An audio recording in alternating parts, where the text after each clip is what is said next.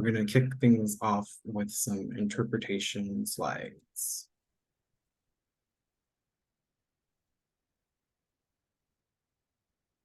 Hola y bienvenidos a esta reunión. Para acceder a la función de interpretación, haga clic en el icono del globo en la parte inferior de la ventana de Zoom y selecciona el idioma que desea. Para escuchar claramente el audio de interpretación, le recomendamos que también seleccione la opción para silenciar el audio original, que es la opción más baja en el menú después de hacer clic en el icono del globo.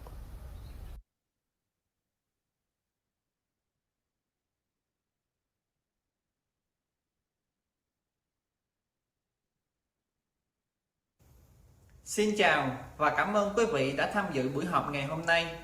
Để truy cập vào phần thông dịch của ứng dụng Zoom, xin nhấn vào biểu tượng hình quả địa cầu ở phía dưới của màn hình và chọn ngôn ngữ theo ý muốn của quý vị. Để nghe rõ lời phiên dịch, chúng tôi khuyến khích quý vị chọn chức năng tắt âm thanh gốc nằm ở phía cuối trong phần tùy chọn của biểu tượng quả địa cầu.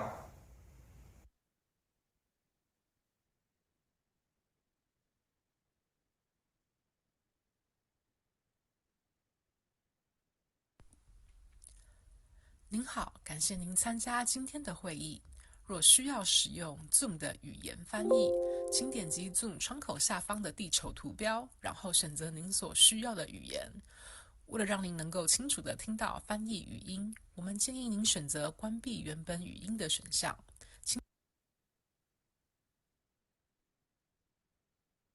Sorry, I think that might have gotten cut off. Let me redo that one.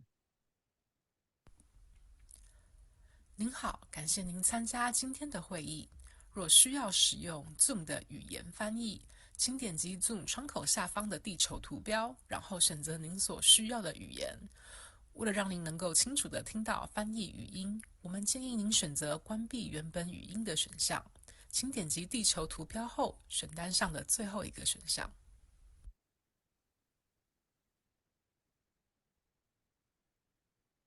Okay, so yeah, I just first and foremost want to start off and say thank you to our interpreters tonight.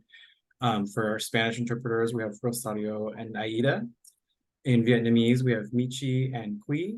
And in Chinese, we have Sarah Sun and Sarah Chung. My name is Brent Carvalho. I'm the project manager. I'm a planner with the city of San Jose.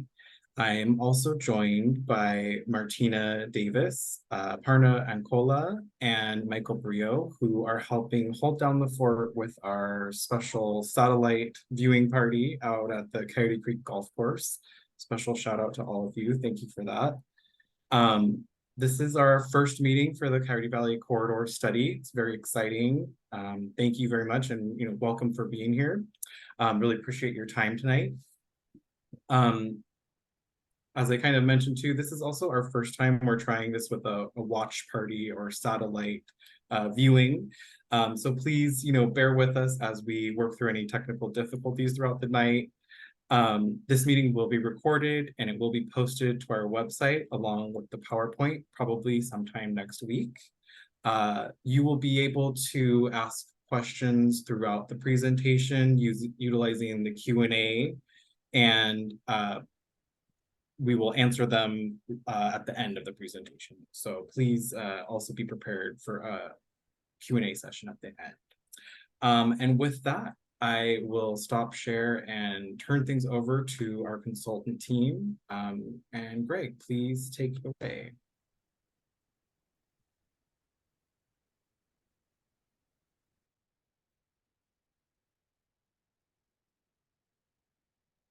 Thank you very much, Brent. Everybody, I want to echo Brent's sentiment about joining us here. It looks like we have a pretty good turnout of just over 20 of you at the golf course and over 50 of us virtually. So thank you very much for your time. I'm going to get my screen shared.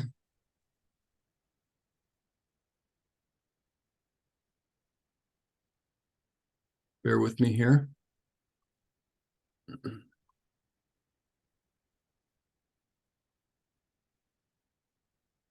Excuse me, I'm going to stop my sharing for a second. I'm sorry.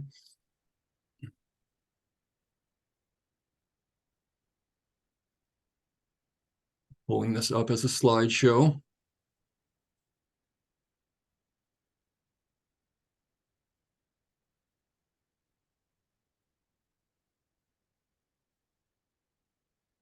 Excuse me, everybody.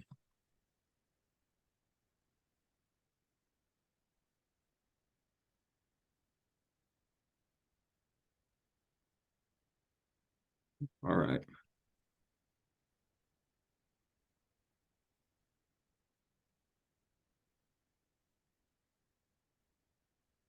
Oh, I'm sorry. I'm having technical difficulties now as well. I apologize for this. One moment. It was option. Yeah, I'm sorry.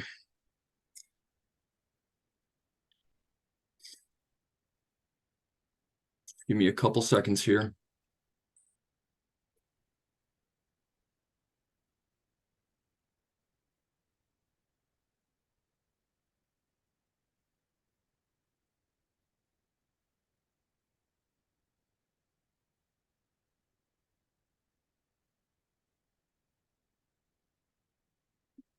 Okay.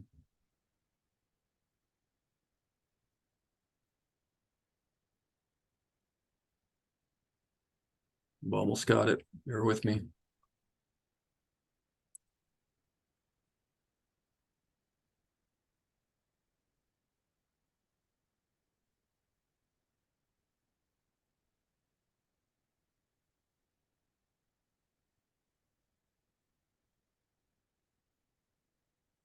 All right. Do you have it on our screen? All right. So this is the first public meeting, as Brent mentioned, of the Coyote Valley Corridor Study. And again, thank you all for coming. My name is Greg Goodfellow. I'm from PlaceWorks, the manager of the Prime Consultant team. Let me put this into a full view. Why am I having so much trouble with this? I apologize.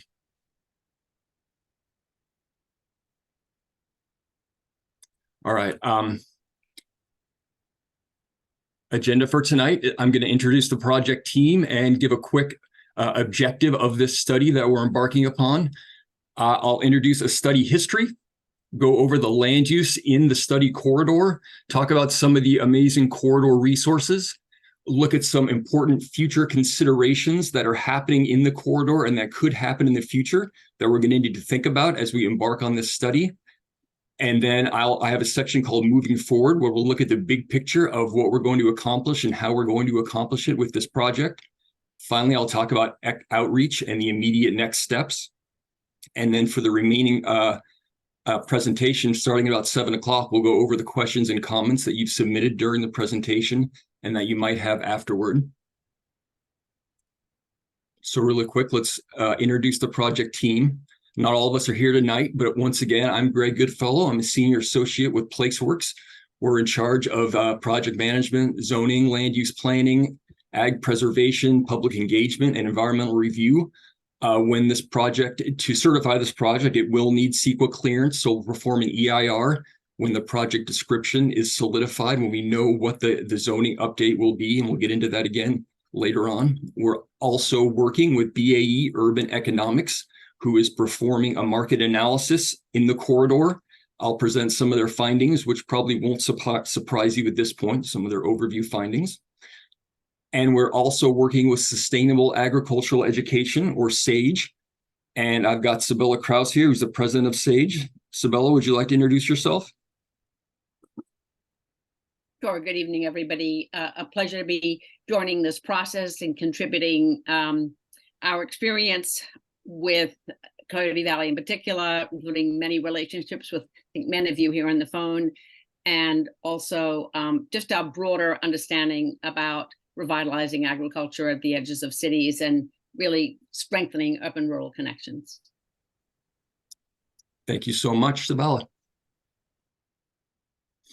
All right, a quick, clear, basic statement of this project objective. What we're going to do is adopt new development and design standards for recreational and commercial uses on a series of properties east of Monterey Highway in the study area. And this is going to be a very balanced process of creating uses that support and complement the agricultural and open space resources that define both this corridor and the Coyote Valley corridor. This is going to mean really thinking about development standards and design standards that ensure that there's no major impacts to these resources. And what we're doing today is introducing the public, thank you all for being here, to the study history, the existing conditions, some ongoing programs, and the future opportunities of this project. Again, thank you so much for being here. All right, it really helps to look at a history of the study, some of the motivating factors behind the study, and the general historical context of the study. So I'm going to introduce you to some of those components right now. This graphic is intended to sort of demonstrate the larger land use intensities in the Coyote Valley over the last, let's say, 75 years. On the y-axis here, we've got allowable land use intensities moving across the timeline from 1950 to 2021 and beyond. And what this shows is that, you know, previous to 1950, this was the agricultural heartland that we all recognize for Coyote Valley. This was the, quote, Valley of Heart's Delight. That was really a center of historic agriculture. And what you get is in 1960, there's a quick shift in the allowable land use intensity. It really shoots up with the 1960 general plan, where industry and the burgeoning microchip industry is the focus. And a lot of the area is designated for these industrial uses and the associated housing that would go along with it. Now, this does not mean the entire study area or some of the parcels that we're going to be looking at were all designated for industry, but it was a very rapid, very serious shift in the overall land use intensity for Coyote Valley from the previous years to 1960. And then about 50 years later, with the adoption of Envision 2040, that's the city of San Jose's 2011 general plan, the intensity shifts from industry more to employment, and it becomes designated as a major employment area that can handle about 35,000 jobs. So again, it is still a huge increase in allowable intensity from that agricultural history. And later, during the 4-year review process that is required for all general plans in 2016, that review process, it was realized that the job numbers were too high. They dropped about 10,000 jobs. So there's a little bit of a drop in intensity and a little more awareness of the limits of the corridor of, the Coyote Valley for employment. And then 4 years later, in the second 4-year review, those job numbers dropped all the way down. And again, you get this further reduction in this allowable land use intensity in the Coyote Valley. So you see this general movement from 1960 to the present of lowering intensity. And that it really comes to a head in 2021 with the full agricultural rezone of the area. And what you're going to see when we look at the parcels in this study, most of them are zoned for agricultural, which of course is a result of this 2021 rezoning. And that gray line moving up from 2021 is where we are now. We're going to move slightly up in intensity, but at a balanced rate. And we're finding the goal of this study is to find a new set of uses and a new set of design and development standards that allow for some flexibility, but do not bring that intensity back up to any past level associated with either the 1960 or the original 2040 Envision 2040 general plan.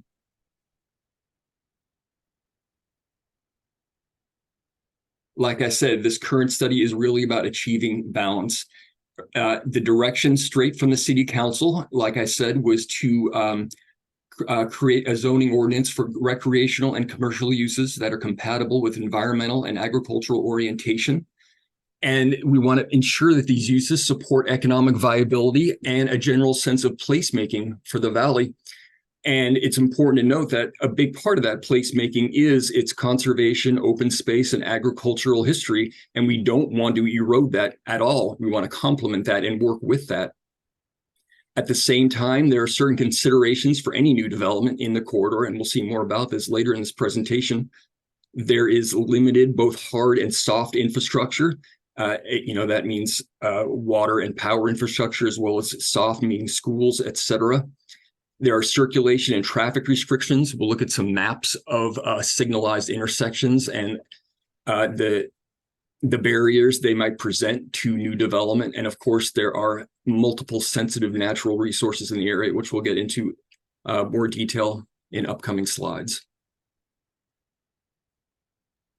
Hey Greg, really quickly, people in the Q&A are asking if you can make the slides larger or like the full view of the slide.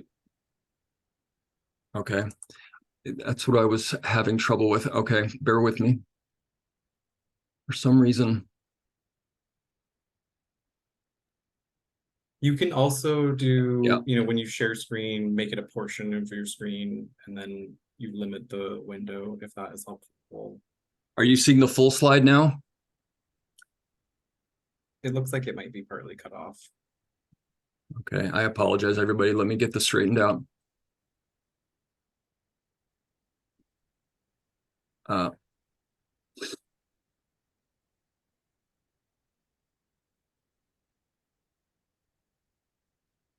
for some reason, it is when I do my slideshow,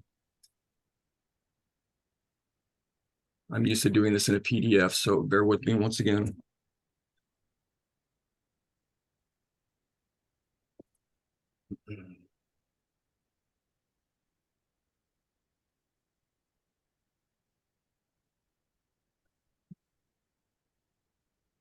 Give me a few minutes, everyone. I'm sorry, I'm going to turn off my. It's okay. I think we're crowdsourcing some help here. Someone says you can go into presentation mode in the lower right-hand corner. That might be the trick for you. In the lower right-hand corner? Yeah, I think one of those little icons is for presentation mode.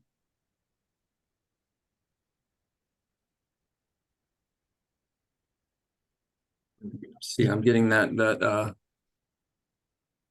If you stop your share and go into the advanced settings, you can, like I said, you can just share a portion of your screen. So just make sure it fits that slide and then it will kind of fill the screen better. yeah. Okay, one moment.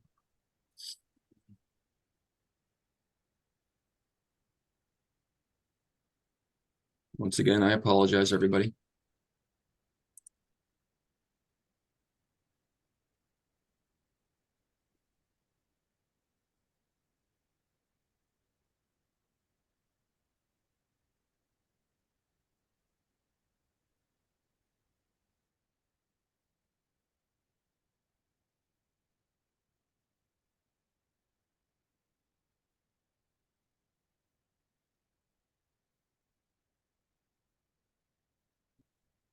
There we go.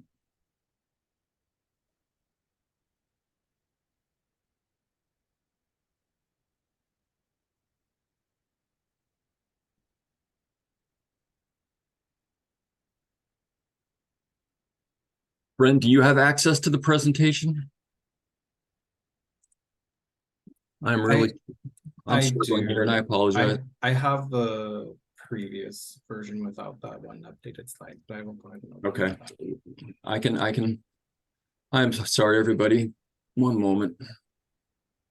Yeah, these are some of the technical difficulties we talked about early on, so bear with us, please.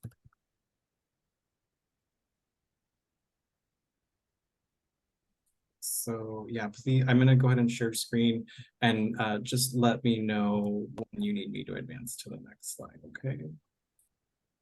Put this to the screen. Hopefully this is a little bit better for everyone.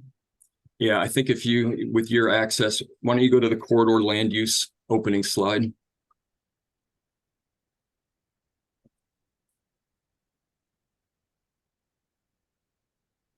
All right. Again, I apologize, everybody, but let's talk about some of the basics of the corridor and the land use, the current land use of the corridor now. All right, Brent, can you advance the slide? All right, this is a corridor with containing the 181 parcels and 2,415 acres. It is bounded by Metcalf Road to the north, US 101 to the east, the city of Morgan Hill to the south, and Monterey Road and the Southern Pacific rail line to the west. However, as we'll see in the upcoming maps, the actual parcels that we'll be targeting with this study are limited to 39. And these are the parcels that are privately owned, that are within incorporated San Jose, and they total 534 acres. And the next series of maps will show you how we deduce those from the larger study area. Next slide, Brent.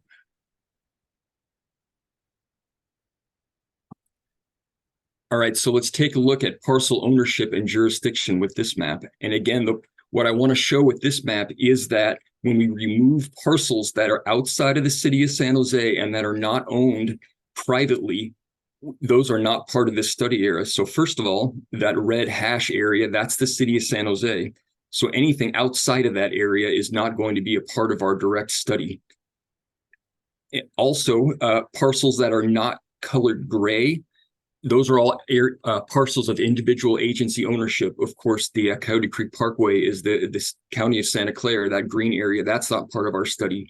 That hash blue area at the very north, that's the PG&E substation, that won't be impacted by our potential zoning ordinance amendments. Again, we're not going to change the zoning for these public agencies. So as a result, you'll see in this next map that's been simplified down just to the parcels that we're looking at. Next slide, Brent.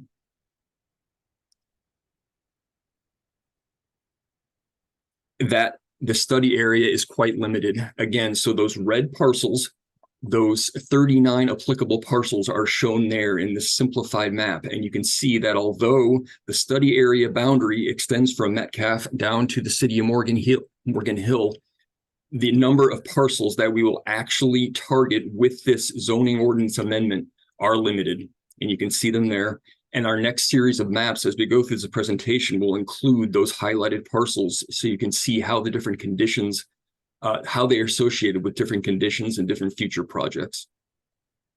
Next slide. So again, a land use and zoning summary of those parcels. As I mentioned, with the 2021 rezoning towards agricultural, just about all of these parcels are zoned agricultural in the city of San Jose zoning ordinance. Grazing, livestock, farmers markets, complementary childcare. These are all permitted uses that you would assume are normal in an agricultural zone. There's a 20-acre minimum lot sizes. There are also a series of conditional uses that broaden out the potential uses on these sites: equestrian, wireless infrastructure, photovoltaics, single-family dwellings, and temporary farm labor housing are all conditionally permitted in the agricultural zone. And finally, some of the sites are zoned for agricultural plan development, and this is really the same as the agricultural uses, but all projects have to be permitted in accordance with the city-approved plan. Finally, there are a couple parcels that are zoned for mobile home park, and we'll point those out later in the presentation. Next slide. All right, this is just to illustrate that zoning. You can see those two yellow parcels right next to the creek at the center of the study area are the mobile home, is the mobile home park, and everything else is that very light green that is agricultural or planned agriculture. And this map again indicates, you can see those red lines are all the parcels that we're talking about for our study area. Next slide. All right, this map, I wanted to point out two important land use controls that also could impact or should be considered for new development in the area. One is the urban service area. And this one is harder to see. There's the blue hash line that surrounds the Santa Teresa Boulevard in the upper left-hand corner. That urban service area also extends just along Monterey Highway. And the result being that none of our study area, none of the parcels in our study area are within the city of San Jose's urban service area. And that urban service area is the area that where typical urban services, water, et cetera, are provided, or where they are planned on being provided. So at this point, none of the parcels in our study area are within the urban service area. And that'll be an important consideration on what's possible to develop in our study area and on those parcels. Now, some of the parcels are within the urban growth boundary, but not all. You can see that green urban growth boundary along Coyote Creek, and it subsumes a few of those parcels in the northern half of the study area.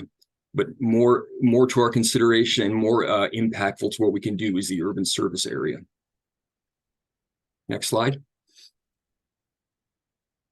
All right, I talked about some of the circulation restrictions in the study area. What I wanted to point out here is that I wanted just to make the case that along that, it's about a 6.6 mile stretch of Monterey Highway. There are only 4 controlled intersections, and this really needs to be considered in terms of vehicle miles traveled, new traffic coming in. Monterey Highway is also used as a commute bypass for 101, and speeds get high, it can get busy. But really, there are only these controls at Metcalf, Bailey Road, Palm Avenue, and Live Oak. And that is not very many intersections, not very many opportunities to make U-turns along this 6 mile corridor. Next slide. All right, so we've gone over the existing land uses, the policy environment in this study area. Now let's look at some of the other, the corridor natural resources, because as I think most of us know, there are some amazing, very important natural resources in the study area that we're going to have to consider as we develop a new zoning ordinance. Next slide. First of all, the natural resources. This is an amazing area because it is a migratory corridor that links the Santa Cruz and Diablo mountain ranges. You're going to hear the phrase linkage and link a lot as we perform this study, and that's because this is such a rare chance, such a rare environment for this migratory linking between these 2 mountain ranges. It's a habitat for multiple endangered species, the mountain lion, the gray fox, the red-legged frog, and many others, both flora and fauna. It is a natural crossroads for wildlife that is formed by Coyote and Fisher Creeks. And what some organizations, including the Peninsula Open Space Trust, has found while doing studies of roadkill and telemetry along the corridor is that the number of wildlife deaths along Monterey and 101 are quite high. And this is a result of this crossroads. And as we'll get into further, the Peninsula Open Space Trust, or POST, is working with the Open Space Authority on solutions to these crossings. And finally, this area is underlain by the Coyote groundwater subbasin, which is 50% of the undeveloped recharge areas for the entire Silicon Valley. And it's a very high water table. So the location and quantity of groundwater is very rare here in terms of its intensity. Next slide. This is also an area of indigenous and tribal resources. We've held 2 rounds of focus groups with different focus groups in the corridor. And one thing we learned is that Coyote Valley is an established sacred tribal cultural landscape, and that it's important to remember that these water, mineral, and biological resources that I was just discussing contribute to a certain level of indigenous value that we don't typically think of as Westerners. It creates an actual, what indigenous people might think of as an entire a deity or a body that is very sensitive to new development and to impacts to those resources. And these are things we have to be sensitive to as we develop a new zoning ordinance. And of course, across federal and state databases, much of this area is considered sensitive indigenous land. That's documented. Next slide. Now, agriculture here, as I mentioned in my design slide about the history of land use intensity, this is an amazing agricultural land. This is a Mediterranean climate. The aquifer I just discussed makes this area highly, high agricultural asset. It can't be reproduced anywhere else. The area has a lot of Class 1 farmland soils as designated by the United States Department of Agriculture. It has California state farmlands of statewide importance and prime farmland. It is near the urban markets of San Jose and the rest of the Bay Area. And as a result of all of this, it supports a diversity of crops that is unmatched in a lot of areas on the West Coast. And it constitutes this very rare green belt through the Bay Area urban lands, and of course, through this linkage area between these 2 mountain ranges. Next slide. There are also a series of challenges to agricultural currently. And whereas, the slide I just went through is really about these natural conditions here, that can't be matched anywhere else. There are existing human conditions here that have made agricultural difficult in the last 30 to 50 years. There's an economic competitive disadvantage to agricultural here for many reasons, one of them being land costs, conflicts with surrounding urban uses. This is a tight area condensed between growing urban uses that can squeeze agricultural potential. Although there's this amazing aquifer beneath the land, well permits are difficult to obtain, and therefore access to that water is restricted. The roadway issues that we were just looking at, this thin strip of Monterey with its minimal controlled intersections and high speeds limit equipment ingress and egress. If you're moving large, combines or any form of large truck equipment to get in and out of agricultural sites, that can be very difficult. The location of suppliers and vendors has moved away from the area and is more restricted. They're more difficult to work with. There's a scarcity of farm labor. And finally, as I mentioned, this interface with commuter traffic can restrict ingress and egress and overall movement of equipment through the area.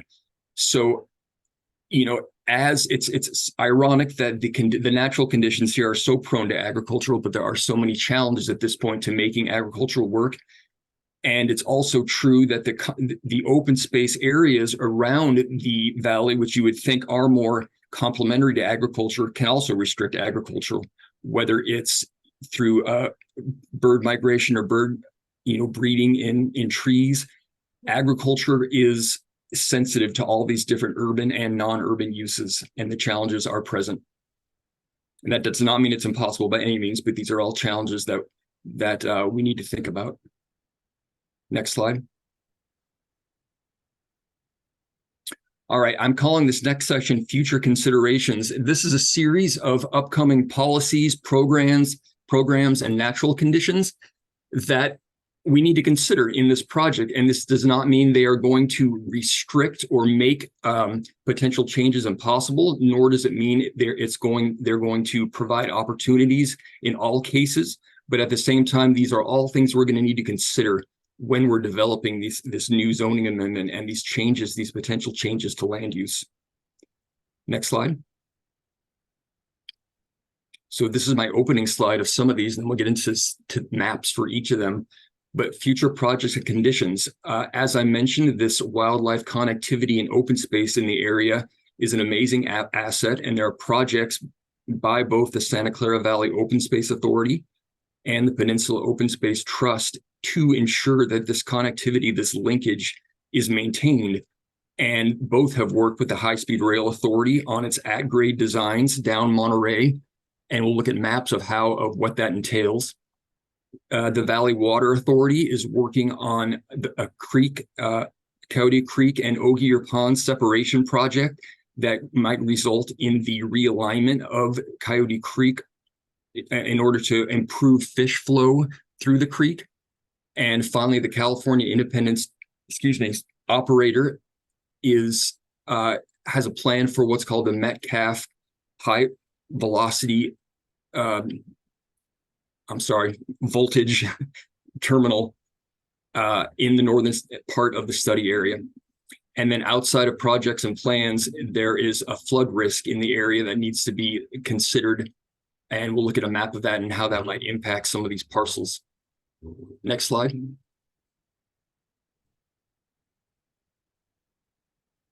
All right, I apologize if this map is harder to see, but this map shows some of these linkage plans that POST and OSA, the Open Space Authority, have worked with high-speed rail to improve these crossings for wildlife across Monterey Highway and to reduce the number of roadkill and deaths to wildlife. And what you're seeing here, those yellow circles, are wildlife underpasses that are planned beneath Monterey Highway. And the orange are also underpasses, but for smaller animals. And you can see that there's one gray rectangle that is a planned wildlife overpass. And again, these, with the exception of the overpass, these undercrossings are all part of high-speed rail's at-grade design. They've included them in their rail alignment.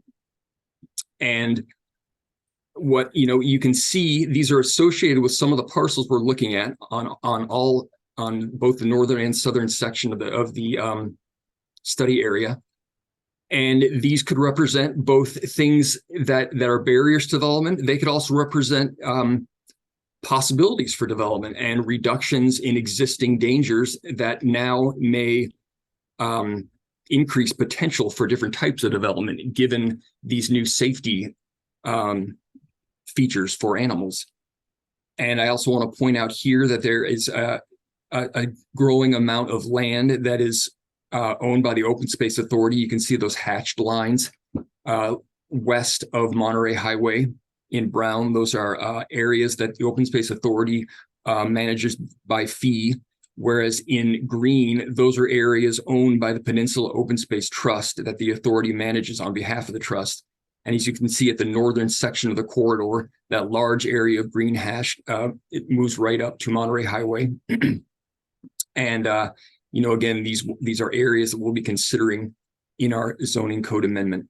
But again, I've highlighted the parcels here that we're looking at as a way of showing how these future projects are associated with them. Are they near them? Are they? Could they increase the potential of new projects in those parcels? Next slide. I mentioned the creek realignment being studied by the Valley Water. This shows the 6 alternatives they're looking at. The light blue line through the center, you can see that's the existing creek as it moves through those man-made ponds that are in the study area. And again, the Valley Water has found that fish are getting trapped in those ponds and dying because they can't find their way out. So they want to realign the creek out of the ponds for smoother flow and easier movement of fish through the creek. And you're seeing those 6 alternatives. They're studying their preferred alternative right now. But again, as we'll work with Valley Water and make sure we're coordinating with the movement of the study. As you can see, if alternative 6 or alternative 5 were selected, it would pull the alignment of the creek into some of our study area parcels closer to Monterey Highway. Next slide. Finally, I mentioned flooding.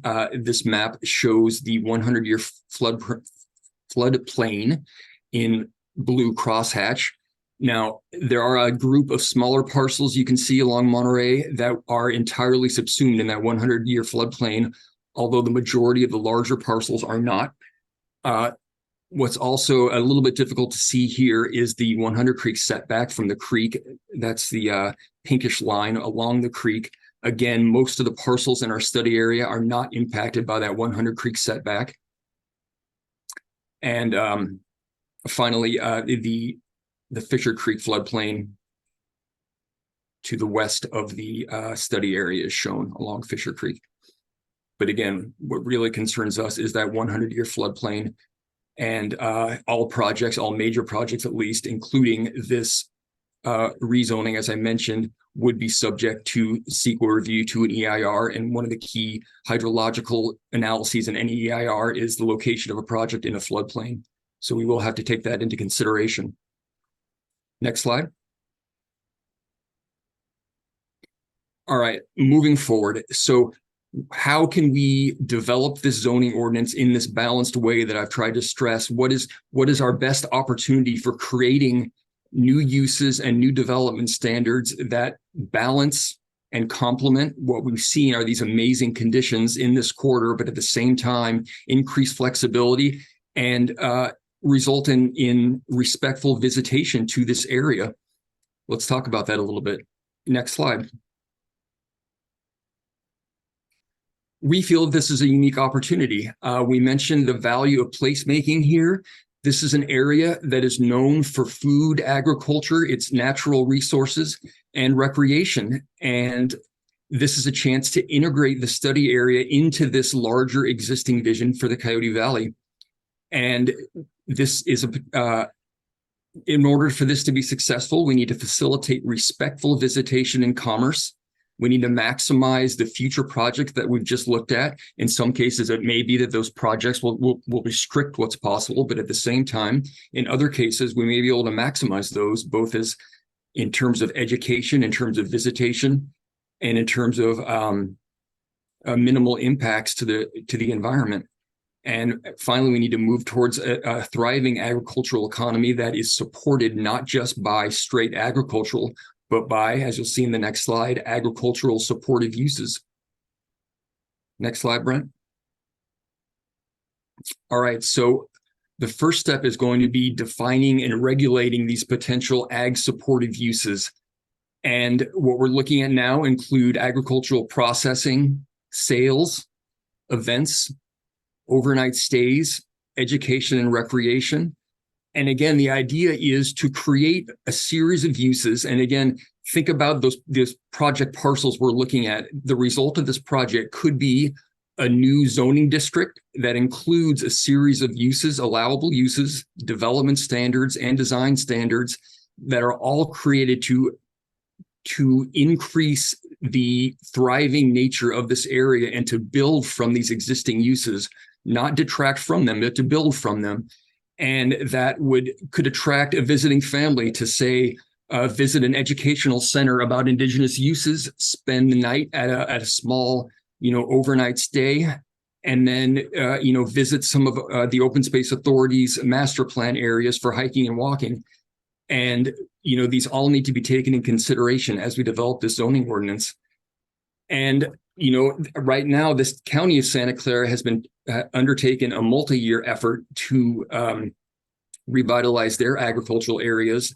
And as we saw in some of our previous maps, county land is interspersed directly into this area. It neighbors a lot of the parcels in our study area. And the county is working on what they call their Coyote Valley Climate Overlay and their rural zoning update. And we can really learn a lot from from their steps they've taken and what they've done to create these ag supportive uses. And we're going to have to coordinate with the county. We're going to have to ensure that neighboring parcels, the same types of uses and development intensity is consistent between neighboring parcels. So we will work closely with the county of Santa Clara. And again, the idea is to create this zoning ordinance that considers all of these very valuable resources in a way that increases agricultural potential and increases respectful vegetation. Next slide. Looking into more detail about how we're going to do this, we're going to work with our stakeholders. And the first step will be really identifying what are our thresholds for intensity, what are our priorities, and our limitations for what can be allowed in the area. And intensity can mean many different things. It can mean the quantity of footprint, of the built footprint and the hardscape in an area. It can be associated with vehicle miles traveled and the amount of car trips that a use brings in. It can be associated with daily visitation. Do we want to limit? Are we concerned about uses that would bring in too many people, but at the same time, do we want to bring in respectful visitation and ensure that people understand and appreciate the value of this area? Intensity can be associated with water and utilities demand. As I mentioned before, this area is outside the urban service area, and therefore we're going to have to think closely about demands on utilities that any new uses present. What about site and adjacent conflicts? Should we prioritize buffers between these parcels and neighboring parcels? Should we include development standards that ensure that there are adequate buffers between any new development and existing uses? Of course, environmental impacts. And then design considerations. A lot of our design standards will be informed by what are called objective standards, meaning actual quantitative standards for all design-oriented topics, from height to orientation of buildings to landscaping and to circulation and driveways, et cetera. So again, all of these intensity standards will need to come to an agreement on, and then fold that into this larger picture of uses that complement this area and that all stakeholders can agree on in terms of value. Next slide. All right, immediate next steps and outreach process. Next slide, Brent. So as I mentioned before, we've already met with a series of focus groups that we'll continue meeting with throughout this process. We're working with property owners in the study area, all parcel sizes, all holding sizes, businesses in the study area, whether it's Coyote Bait and Tackle or some of the larger mobile home parks. We're meeting with community organizations and advocates, of course, the Sierra Club, the Audubon Society, Post, OSA, many others, indigenous groups. Finally, of course, public agency, that includes Valley Water, the county, PG&E, and others. And finally, we're creating lists of exemplary businesses and uses that may provide models for this new zoning ordinance, and we're bringing them into the fold. Next slide. This is a quick, a very open rundown of the process. So in summer of 2023, where we are now, we're in this initial outreach phase that we're finishing up. We've met with focus groups. We've done a site tour. We're obviously, this is public meeting number 1 right now, mostly to inform the public. And then we move into baseline studies in fall 2023. We've actually, a lot of the maps you're seeing are the result of our baseline report, which is 80% finished. And we'll then share that, of course, with our focus groups again, as well as this potential grand approach to how this zoning ordinance might work and get their feedback on it. Moving out of fall and into winter this year, we will actually create land use proposals for our focus groups and the public, ask their vision, ask for their response. And then early in 2024, we'll develop the preferred land uses from that and get responses to that and bring it back to the public as well, in addition to the public, or excuse me, in addition to focus groups. And then there's going to be a gap between that stage and actual adoption. And this is due to the environmental impact report, which takes 8 to 9 months to be certified. And with the certification of the EIR, we can then take this zoning ordinance back to elected officials at the city of San Jose for adoption. Next slide. And with that, my presentation is complete. I'm sorry about my technical difficulties. Brent, thank you for helping me out. And we can open it up to the question and comment section. Great. Thanks so much, Greg. Really appreciate that. I'm going to stop share. Actually, take that back. I'm going to reshare the screen. There's one question that I wanted to just answer really quickly that's in this chat. Go back to the slide.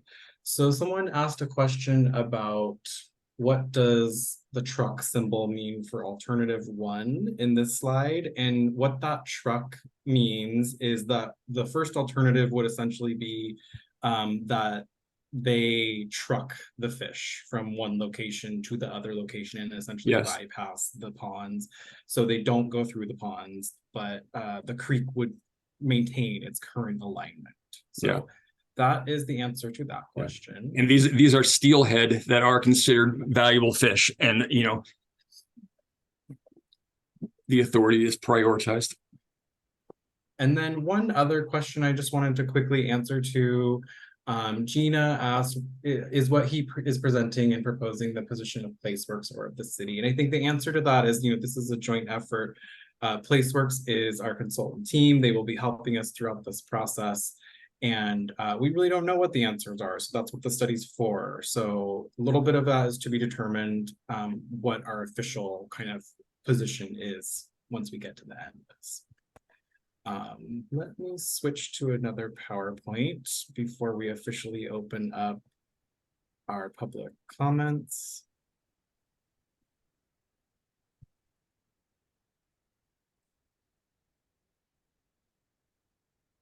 Okay. Just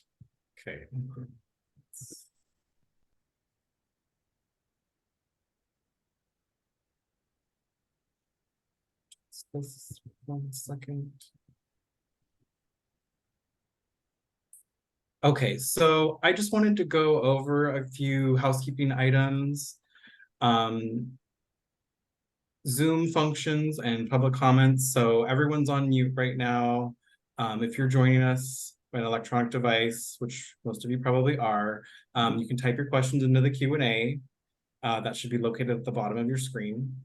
If you're joining by phone and you wish to speak during the open forum, you'll be prompted to raise your hand. You can press *9 on your phone. That will enable the raised hand function for you.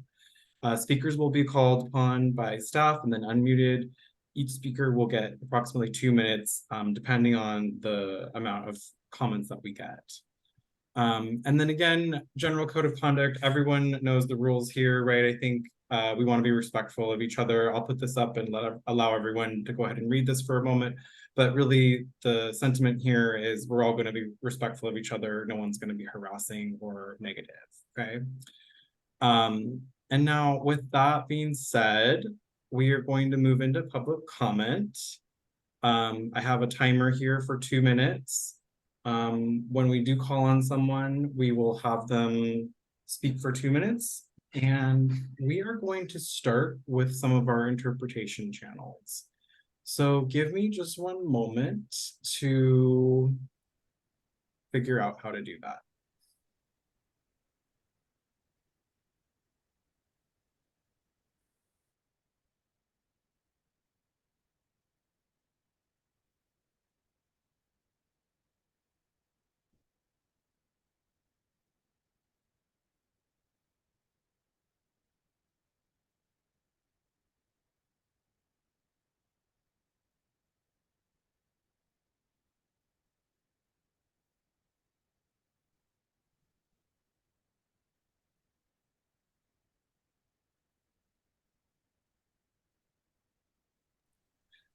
Sarah, or the other Sarah, Sarah Sun, do we have any participants in the Chinese channel who have any questions?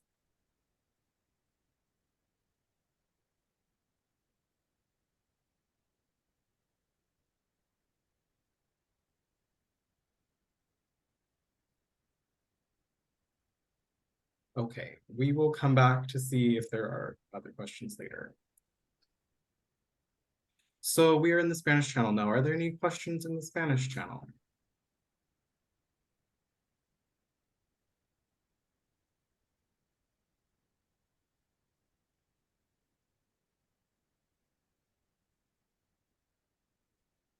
Okay, hearing none, we will come back and check again later. Okay, we are in the Vietnamese channel now. Are there any questions for the participants or the panelists?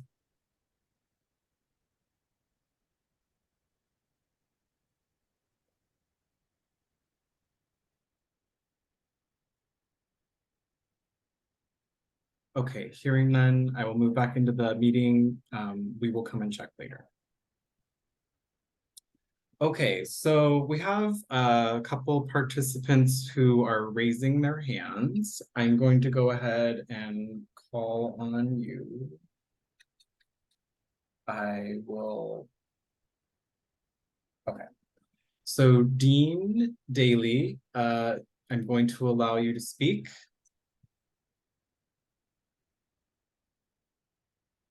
Go ahead, Dean. You should be able to speak now.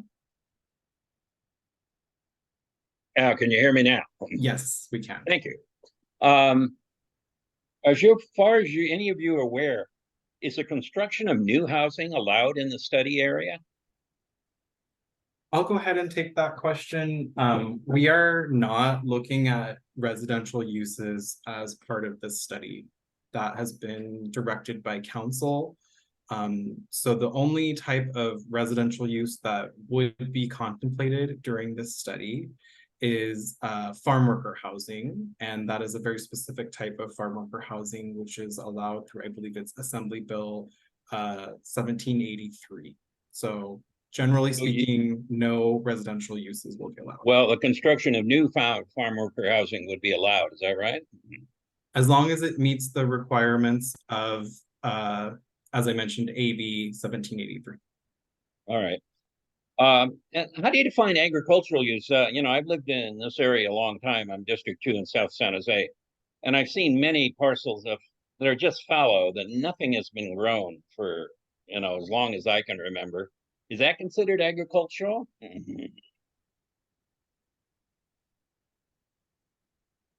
I mean, Greg, do you want to answer this, or maybe Sabella, do you want to answer this one? I mean, I think that Sabella, I'm sorry, I'll let you take on after I do, but I think that's indicative of some of the challenges of agricultural right now. And it is zoned agricultural, probably what you're seeing, but as long as there's no introduction of non-agricultural uses, it probably still is zoned agriculture. It's just not in use, as you mentioned. Never will be, it appears. All right. Just to add on to the zoning question, some of these parcels have not been in agricultural use because they need irrigation and it is not penciled out to establish the wells and so on and so forth. I think there's also been a huge amount of uncertainty about what was going to happen ultimately in the Coyote Valley. And so agriculture, to be successful, it really needs to be a long-term investment in soils or in trees and so on and so forth. So I think a lot of what you're seeing is a reflection of the uncertainty in a number of these parcels. Do you see that perhaps as a result of your work, some agricultural could resume or start? I mean, you create conditions, access to water, et cetera, that would make it feasible. Is that right? Yeah. Yes, I believe. Yeah.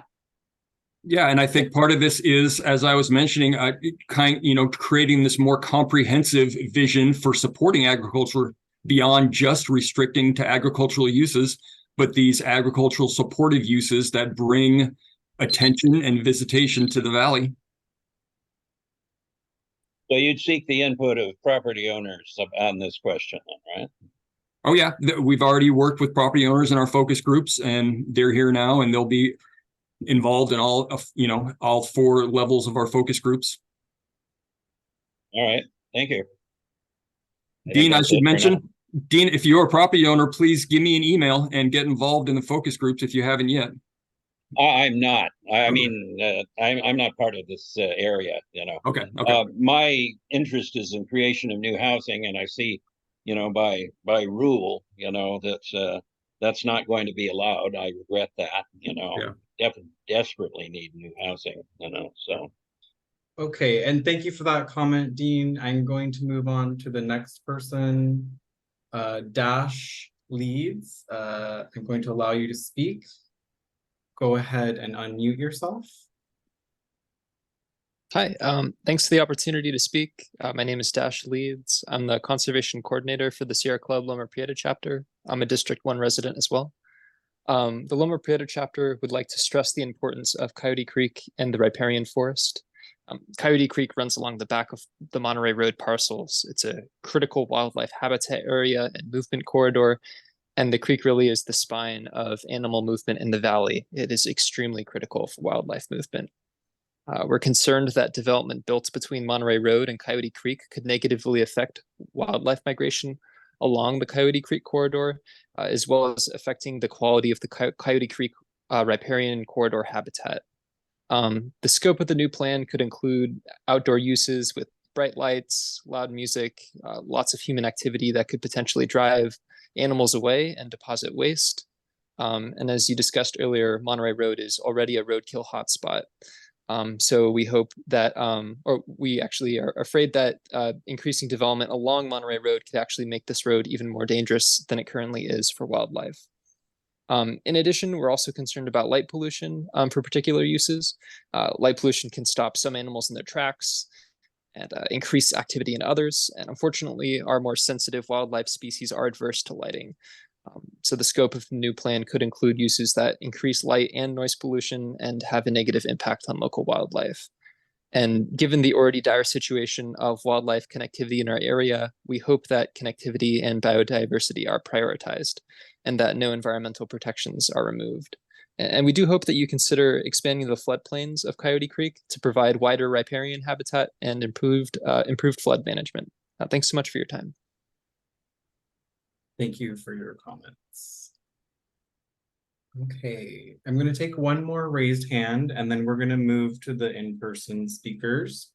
I'm being told there are some people who want to speak in person. So Karen Latin, I'm going to allow you to speak. Please go ahead and unmute yourself. Also, if you've already spoken, please lower your hand. Can you hear me? Yes, we can hear you. Okay, yes, so I am a resident of District 10, used to be 2, so on the Los Pastos neighborhood, very near to Coyote Valley. and been actively supporting preservation of Coyote Valley. With this corridor study and anticipated uses, what I would love to see are things like farm stands, similar to like Andy's Orchard or LJB Farms, where you have an agricultural component, and maybe picnic tables at places that sell produce, and maybe have a small deli or something like that where you can have a picnic. Working farm tourism, where you might have a B&B that provides immersive experiences for people. Wineries, I think, are a great addition.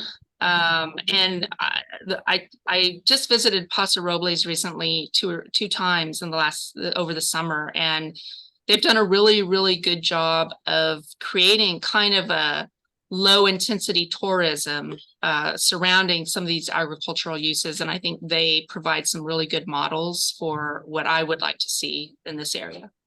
That's all. Thank you. Great, thank you for your comment. Now I'm going to move to the in-person. Michael or Aparna or Martina, do you have a comment from an in-person attendee that you'd like to share? Actually, Aparna, I will allow you to talk. Unmute if you have a participant to speak.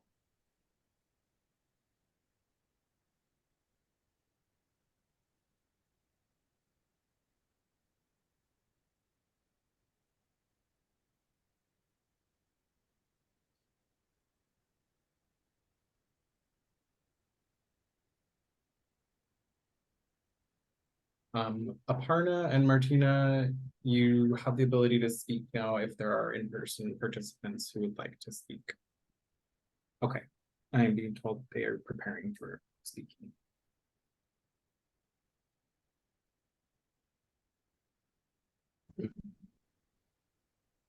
Hi.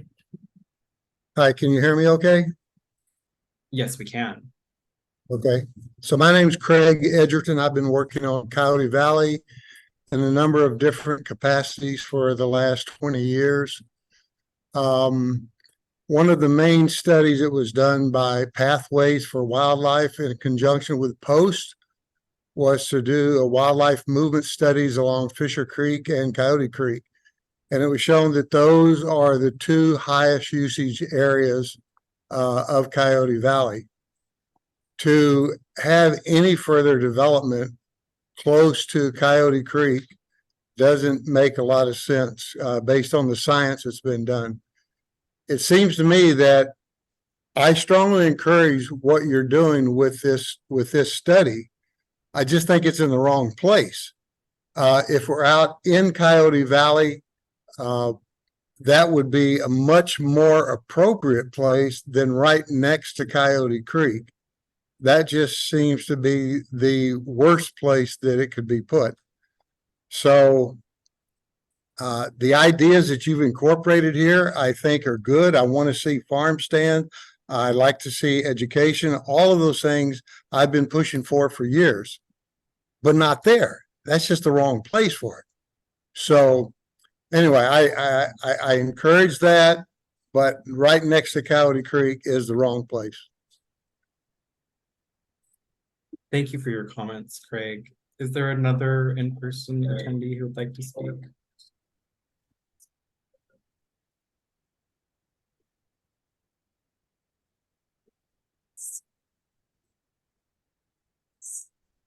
Can you hear me? Yes, we can. Unlike the last speaker, I think Coyote Valley is a great place for certain types of development. Greg, you mentioned in your presentation the idea of balance, and I also agree with that. You know, many of us appreciate open spaces and natural habitats, and that applies both out in the country and in urban settings. The natural parks, the natural habitats in San Jose, for example, are a disaster. animals who live there, people who live there are subject to nasty, nasty blight and environmental pollution. So environmentally sensitive housing, in particular for people who would be doing farm work, is a great fit for Coyote Valley.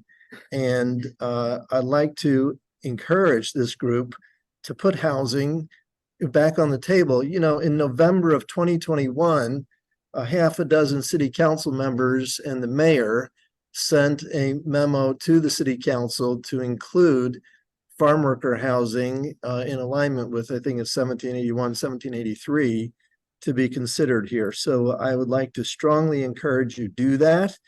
And in conjunction to that, provide what you define as qualifications to provide that type of housing in an environmentally sensitive way. So that's what I'm here to say. And I look forward to working with you on environmentally friendly housing for ag workers in this area. Great. Thank you for your comment. We'll do one more in-person speaker, and then we will answer some questions from the Q&A.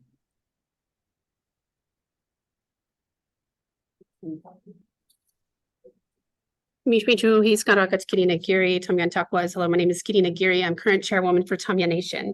We're the tribe indigenous to Santa Clara Valley and surrounding areas. Any development in these 39 parcels will cause an unavoidable adverse impacts to tribal cultural resources. The entire area is a cultural and sacred landscape where people have had a reciprocal relationship with the river, with the creek, with the land throughout time. Any further development of this area will cause adverse impacts, destroying thousands of years of our history. These are non-renewable resources, meaning that they do not grow back. Once gone, they're gone forever. And this is our history. Coyote Valley is one of the very few areas that have landscapes fairly intact. It will also cause a disturbance to our ancestral burials, known disturbances to our ancestral burials. Yes, there's, and actually, just as a side note, right where this Did you drive here? yes, can be tried. Okay. I'd like to have that time back as well. Yeah, I'm happy to pause that for you. Please go ahead and continue. I appreciate it. So it will cause a disturbance of our ancestors. I don't think anyone sitting in this room or out in the audience would allow the digging up of their families from a local cemetery. It's dehumanizing. It dehumanizes our ancestors, and it dehumanizes me. We are human, just like everyone else sitting in this room, and we deserve to be protected. If that doesn't help with understanding its importance, then how about your pocketbook? Disinterment will cost about $30,000 per burial, and it's just the act of removing them, not including temporary curation, documentation, studying, and repatriation. So this does not also include programmatic mitigation, which the tribe will exercise their right under AB 52 and other CEQA laws for programmatic mitigation. And that could go into the millions when you're talking about this 500 acres of landscape with our ancestors and history being destroyed. So we ask any developer, any prospective buyer of any lands in this area to do their due diligence, research before purchasing any lands. And that should also include a tribal cultural resource assessment. When the owners of this land knew what they were buying, they knew it was zone agriculture, and you knew what you were getting into. You might not have known the tribal cultural resources, but you need to do your due diligence. So this area is going to cost landowners, if you develop it, it will cost you millions in programmatic and also and other mitigations, because it is so sensitive. And that's not just tribal cultural resources, but we're talking about cultural resources. We're talking about natural resources, water resources, air resources. All these things are going to be impacted. So thank you. Thank you for your comment. I want to just take a moment to put our code of conduct slide back up, because it sounded like there was a little harassment going on, and I just want to be really clear that that is not acceptable, and you will either be asked to leave or we will end the meeting if that continues. So everyone needs to be on their best behavior and make sure that we're respecting all speakers. You are not encouraged to comment on other people's comments. So just want to be very clear with everyone about that. So what I'm going to go ahead and do next is answer some questions from our Q&A. Michi Shiroma, you have a question here. I think you're saying, what is photovoltaics? Photovoltaics essentially is solar panels. Something that's included in the study is solar farming and agrivoltaics, which are two different techniques of integrating solar panels into agricultural landscapes. That's kind of the quick and easy way to answer that question. So it looks like this is a comment from in-person. Greg, maybe you want to answer this. I don't know what exactly slide this was referring to. Why only those 39 parcels and how were they selected? Is this just the 39 parcels that are within the city of San Jose's boundaries? I think maybe they're referring to. Yeah, those are the 39 parcels that are inside the city of San Jose boundaries and are privately owned. In other words, we're not going to change the uses in the PG&E substation or within city of San Jose owned land. So these are really where our zoning ordinance, the amendment that occurs, it's going to impact those parcels where the decision would be a private owner. Great, thank you for clarifying that. Hope that helps clarify that question. Here's a comment that the map could have been clearer by coloring the parcels in question. Thank you for that feedback.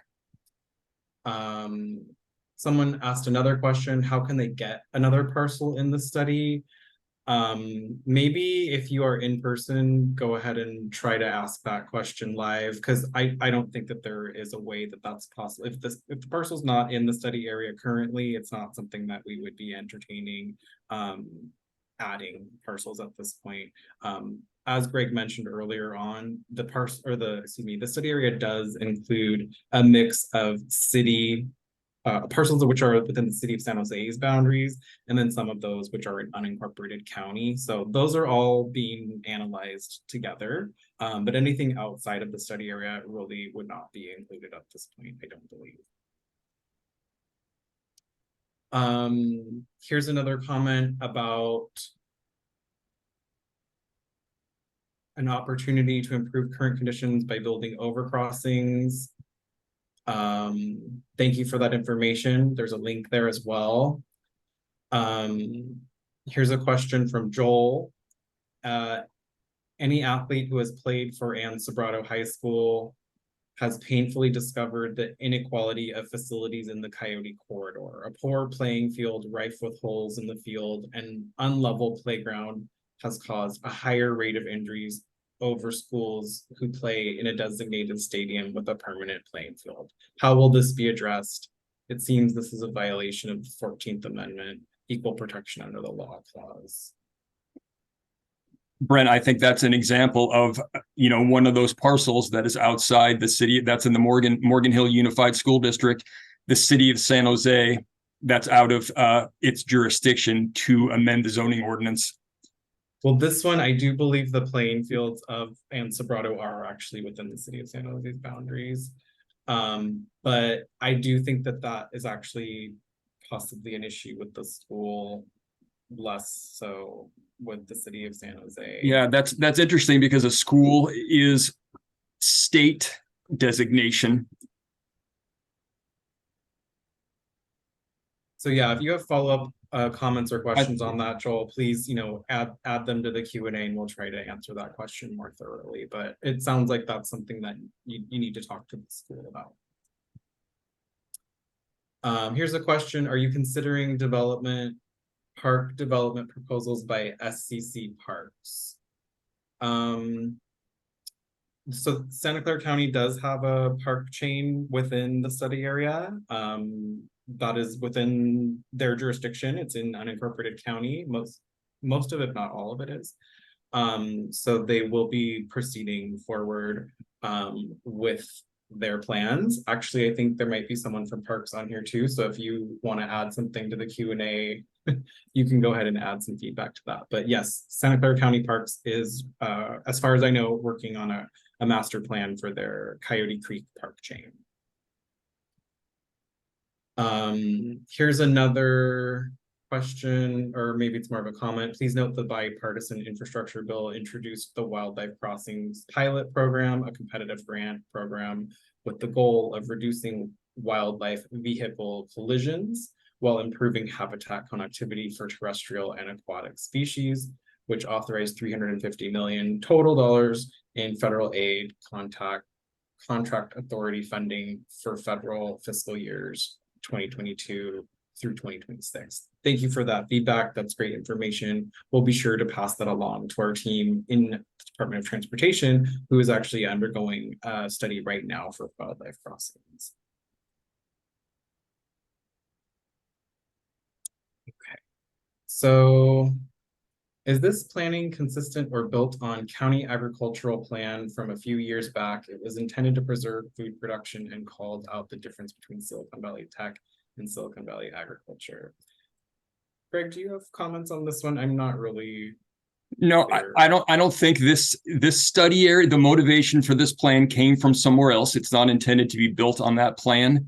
But this goes to, what I've mentioned about the value of coordinating with the County of Santa Clara and the work they've done, both in the geographic proximity in our study area, as well as the topical proximity. They are really working on developing a comprehensive ag plan in a number of different ways through that study, through the climate ag overlay, and through the rural agricultural rezoning. And again, there's a lot of lessons to be learned from them. We've worked closely with them already, and the idea that they're really trying to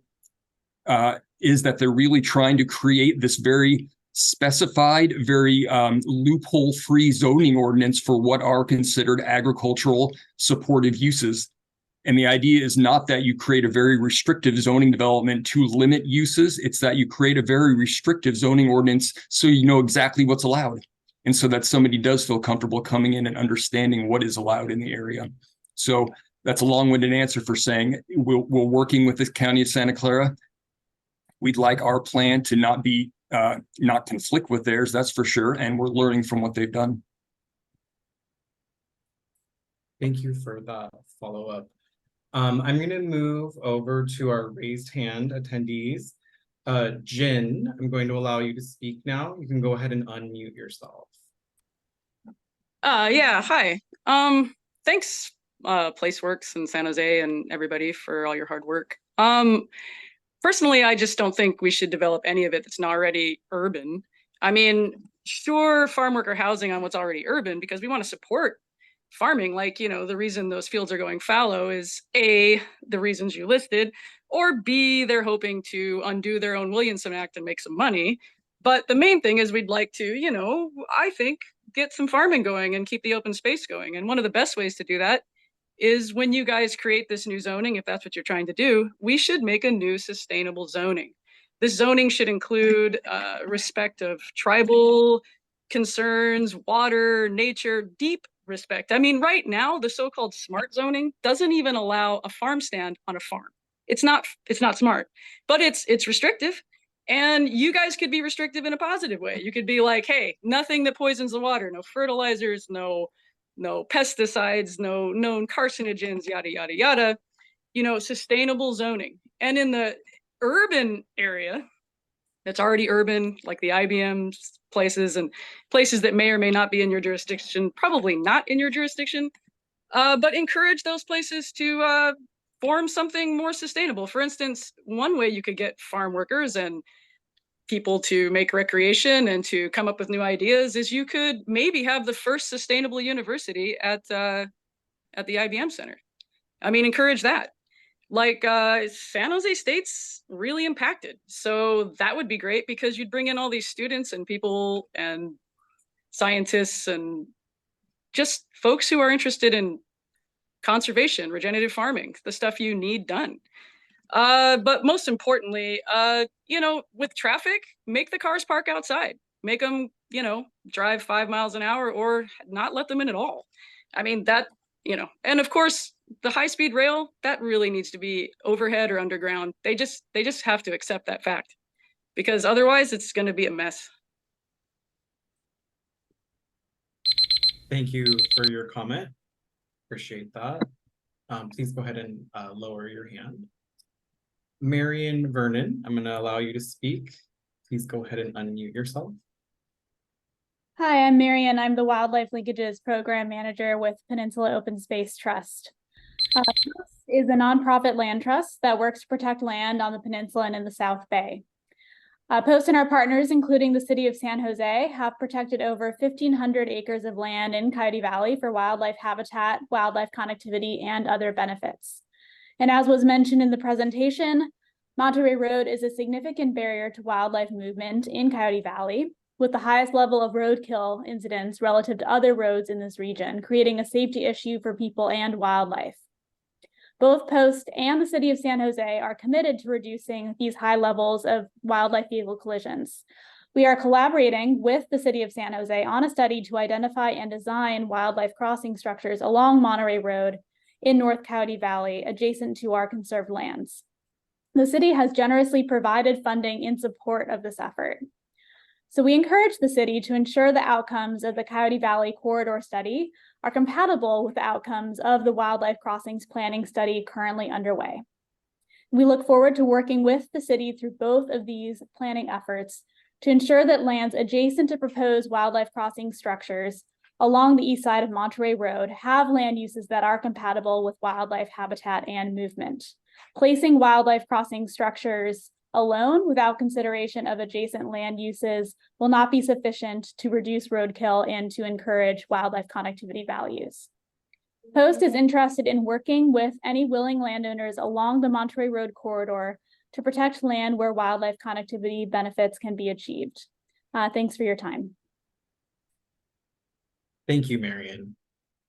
And we'll take one more question from the raised hands. Then we're going to move into in-person questions. Alice Kaufman, please go ahead and unmute yourself. Thanks. Good evening. My name is Alice Kaufman. I'm the Policy and Advocacy Director for Green Foothills. And thank you for holding this community meeting and allowing the public a chance to speak on this important issue. And also thank you for, in your presentation, highlighting the critical importance of Coyote Valley for wildlife as a floodplain and groundwater recharge area, and as farmland and open space. But increased development intensity along Monterey Road would be harmful for nearly all of these benefits that Coyote Valley brings. The potential impacts could be devastating for wildlife. The Coyote Creek corridor is the backbone of the wildlife corridor through Coyote Valley. And if we introduce things like outdoor event centers, outdoor restaurants, beer gardens, and so on, right next to the creek, that means, as other speakers have mentioned, you've got nighttime lighting, noise, activity, trash and food scraps, and other disturbances that could impact animals' ability to use the creek area.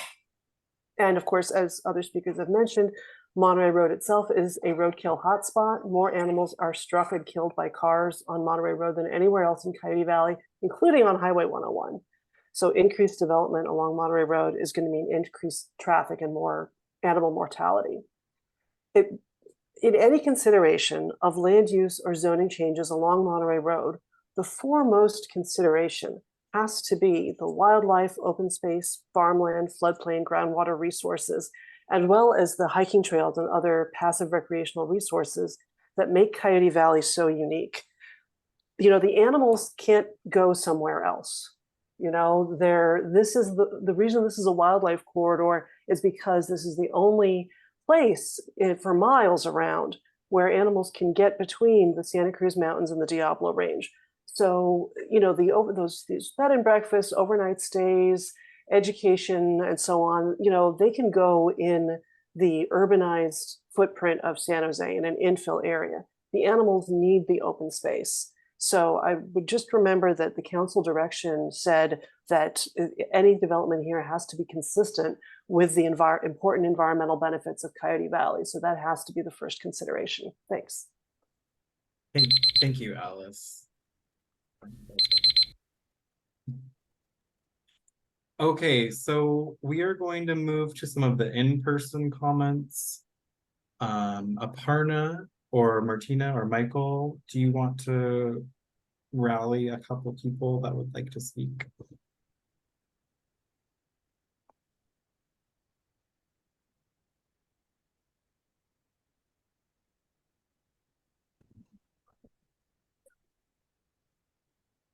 All right, I'll into this. My name is Vic LeBou, and I represent 5 generations of some property east of Monterey Road.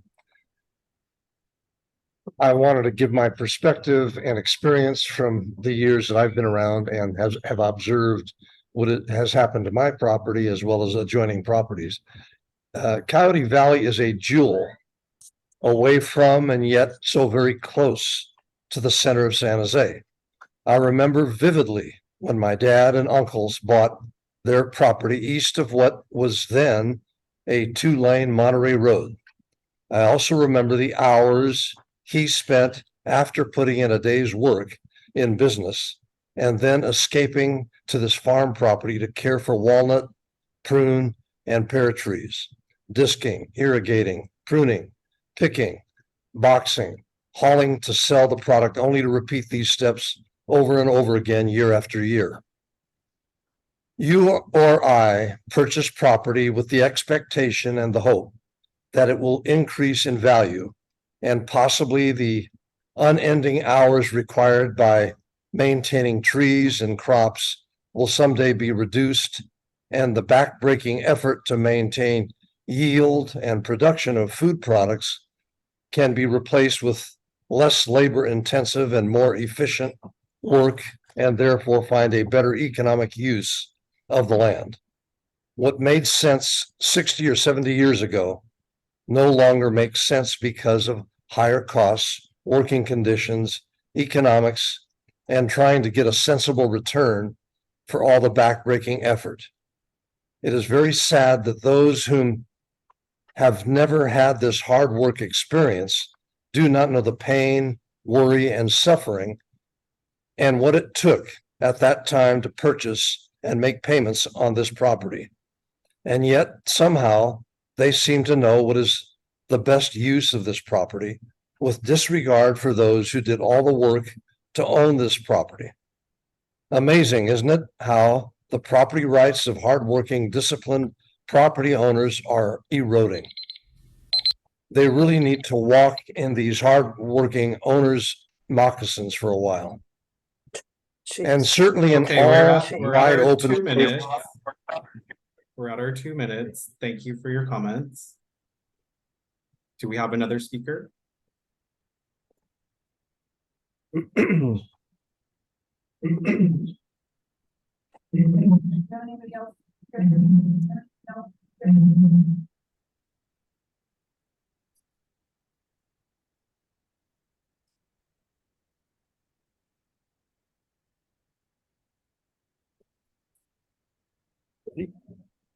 Norm Mattioni. I wanted to speak on a couple of points. First of all, there's been a lot of discussion of the wildlife corridors and working with the high-speed rail folks and so forth to designate areas of crossings, which I assume are tunnel crossings, because high-speed rail will be a surface project when it comes. I'm not aware that the property owners to whom the crossings are directed from the west to the east were part of that process. And I think that's an important consideration. If you're making corridors that are aimed at a particular property with all the statements about roadkill, median barriers on Monterey Road, you do not have the corridor crossings that were 100 years ago. You're devoting or directing a crossing to a particular property, and you need to be working with those property owners and come up with a program of acquisition. Likewise, I don't know enough about the burial of indigenous people along the creek, but you need to consider that all these property owners along the east corridor of Monterey Road did give up portions of their land for the Coyote Creek Park chain years ago. They have made a contribution to protecting that corridor, be it wildlife or indigenous cultural reasons, burial grounds, and the like.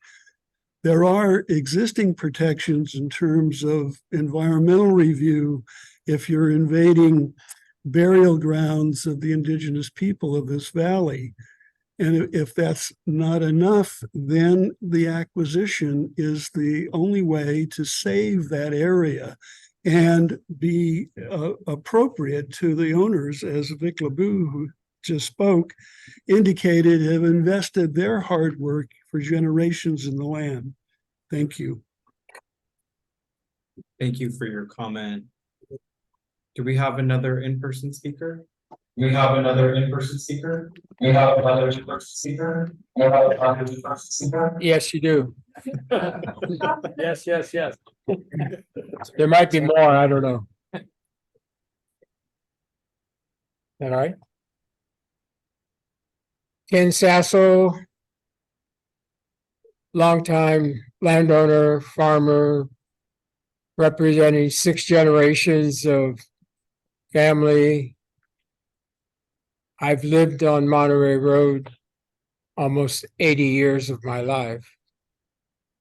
I know it like the back of somebody else's hand.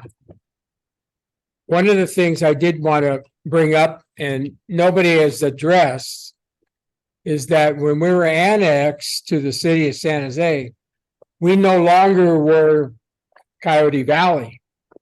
We're the city of San Jose. And people have to make note of that we are the city of San Jose.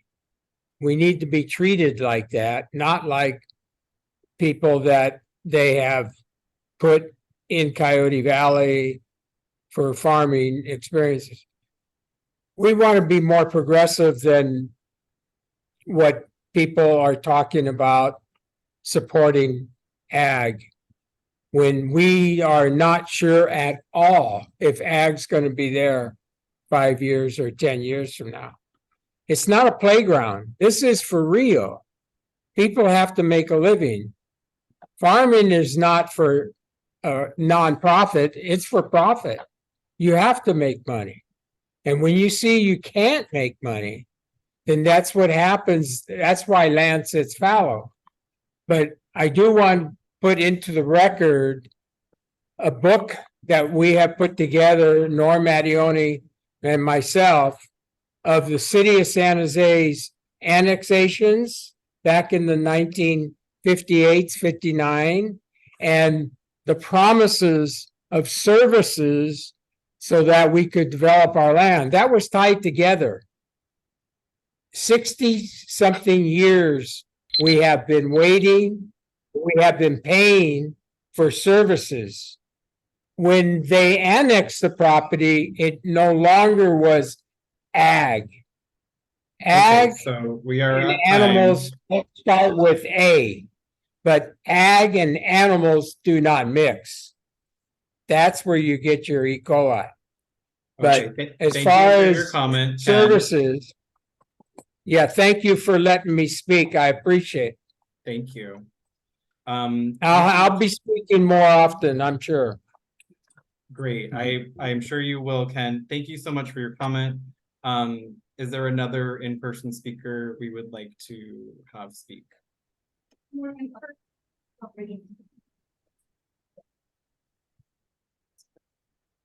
We have time. All right. So there's a Okay. camera where I can see I gave myself. my public comment, so camera, just speak. now I can drink. Yeah. Okay. Hi, my name is Sean Hu, and I represent the ownership and the employees at the Coyote Creek Golf Club.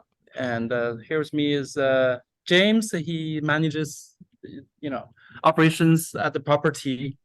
I hear a lot of talks about valley animals, the indigenous people, gods, whatever. I didn't hear that much about people who actually live here until I heard Ken talk.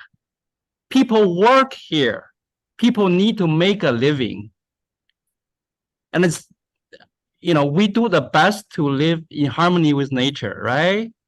But it's not just nature, and we are part of nature too.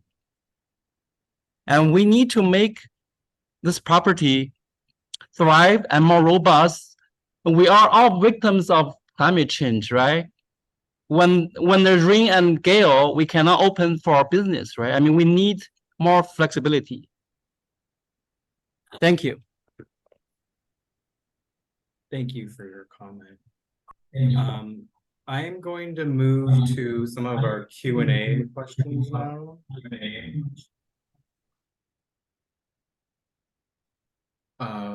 So Kathy, you have a comment here. What does sales mean? Does that mean farm stands, or does it mean something like ag equipment? And I think the answer is we don't know what that means yet, but definitely could include a combination of both of those. Definitely farm stands, I would say at the very least. Greg, did you want to add to that at all? Yeah, it means low intensity sales like farm stands, and basically the product that was grown or produced on the site. Sales of just those products. Not equipment, nothing like that. Okay, so we have another question. For future considerations, is there any way to push for access to the northern portion of the Sobrato High School property that lies in the southern border of Morgan Hill and San Jose to allow development? Student athletes are put at risk from the underwhelming facilities. Athletics being an extension of the classroom should provide students the same resources students from other schools have available. Again, I think that's going to need to be something that the school addresses, and we're happy to engage in conversations with them. But that's, I guess, to be determined and definitely at the discretion of the school. Mike, thanks for your presentation tonight. Is Sobrato High School's Green Belt area north of their campus part of the study? This area is where all of our athletic fields are and extremely restricted due to the existing mitigation settlement agreement. So yes, Mike, the athletic fields of Sobrato High School are included within the city of San Jose's boundaries. And they are, I believe they're still unincorporated county, but they are within the city's city limits, or sphere of influence, excuse me. So yeah. Where in this process does the public get to comment on the EIR? Kathy, that's your question. The EIR has not, the process for the EIR has not been started yet. We are in, I believe, still, wrapping up kind of all of our final contracts for that. Hoping to have that get started within the next month or so, though. But to be more to come on that one. An anonymous attendee says something, these are privately owned parcels. Why not leave it to the owners if they want to change use for a purpose that makes bottom line economic sense on their dime? They can apply for zoning change. Why this government management of private lands ahead of the landowner making a proposal? Central planning seems very old Soviet, and we know, okay. So I think this question is kind of really just getting at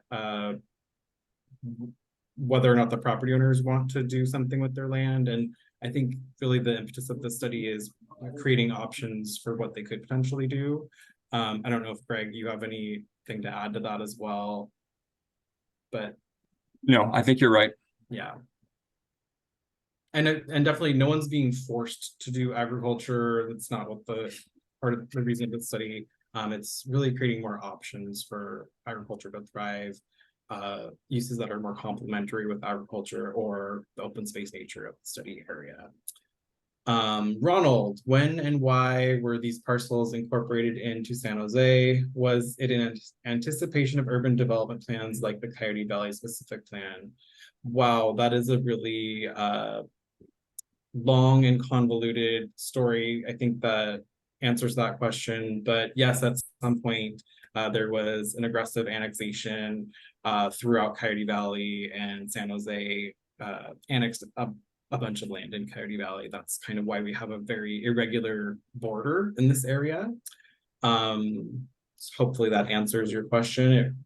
Yes, there was previously plans for more intense development in this area at one point.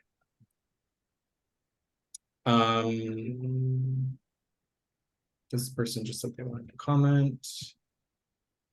Will development be allowed in floodplain? I think there's going to be some types of development standards which could potentially allow development in floodplains. But yeah, Greg, do you have a comment on this one? Well, I think that will be part of the environmental review process. If we decide that the proposed project, the draft zoning ordinance, does include development in floodplains, the analysis in the EIR may find that that's a quote significant impact, or it could find that it's a less than significant impact. And if it's a significant impact, then we would have to rethink the zoning in those floodplains. Okay. And then we have another question here. Are ADUs on properties going to be allowed or currently allowed? I don't know the specific answer on this. I do know generally, I believe ADUs can be permitted if there is already a single family home on the property. Single family homes are a conditional use in agricultural zoning districts. So I do believe there is possibility for one ADU. I think the answer is, for the most part, ADUs won't be a part of this conversation because we won't be creating residential zones. Okay, so I wanted to get through a few of our Q&A questions that have been sitting there. We still have about 20 more questions in our Q&A. We have 4 more attendees raising their hands. I'm going to go ahead and switch over to some of our raised hand commenters. Steve McHenry, I'm going to allow you to speak. Please go ahead and unmute yourself.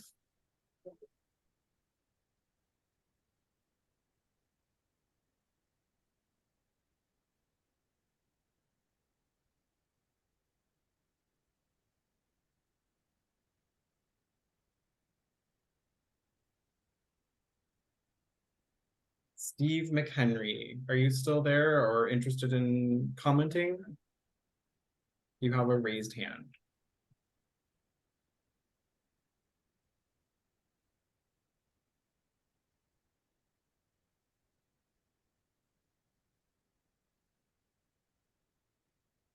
Okay, we will move on to the next person. Mark Landgraf, please go ahead and unmute yourself. Thank you. Mark Landgraf, Santa Clara Valley Open Space Authority. And first of all, thank you to City of San Jose and consultants for a process that includes opportunities for public comment, great presentation. Appreciate a lot of the mention of the importance of the wildlife connectivity and preservation of agriculture that was in the presentation. Marion Vernon and Alice Kaufman in their comments already provided a lot of the information that I was going to bring forward, and don't want to repeat those comments. But what I can add is, in addition to underscoring those comments, just want to mention, we are in a biodiversity crisis with over 1 million species at risk of extinction worldwide. It's really something that we need to consider because in addition to that current status, with climate change, we need to ensure wildlife connectivity even more because animals need to move so they can adapt to changes. That's why this linkage through Coyote Valley is so critical. Furthermore, already over $150 million have been invested in conservation in Coyote Valley, 46 million of that by the City of San Jose itself through its 2018 Measure T. And that 150 million is both public and private dollars.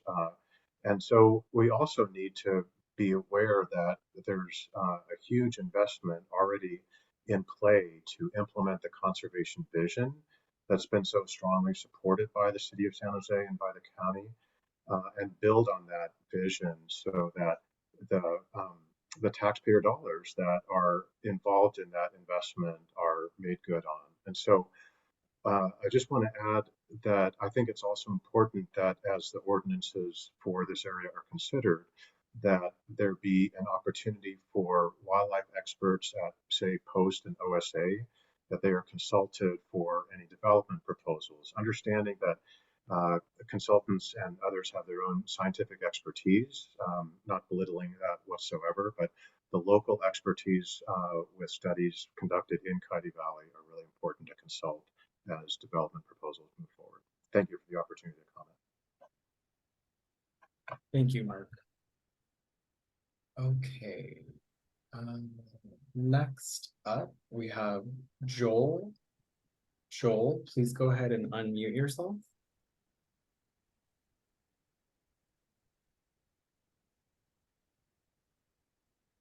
Alrighty. Good evening. Yeah, my name is Joel Rueda. I am a public educator. I'm also a public servant. I'm a head football coach at a high school just south of San Jose. Actually, you mentioned it before. We share basically the border of San Jose and Morgan Hill.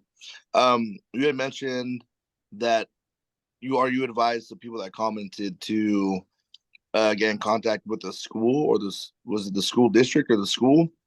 We from what I've gained since my time here is that it was the city of San Jose that had certain restrictions or limitations on the advancement of the athletic fields to benefit our student athletes because of that northern portion of the campus is in fact in San Jose.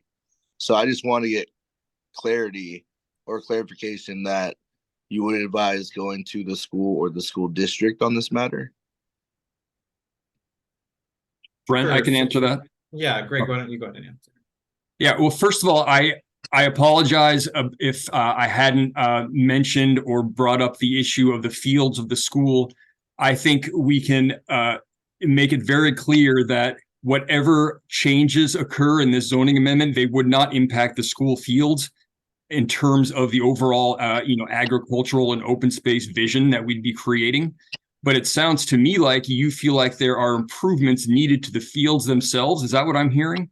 100%. And I'm a graduate of that school, so for the past 20 years, since even when I was there, we weren't even allowed to play on campus at Sobrado. We had to play at the neighboring high school. Now athletes do play their contests at Sobrado, and they are in dire need of improvements.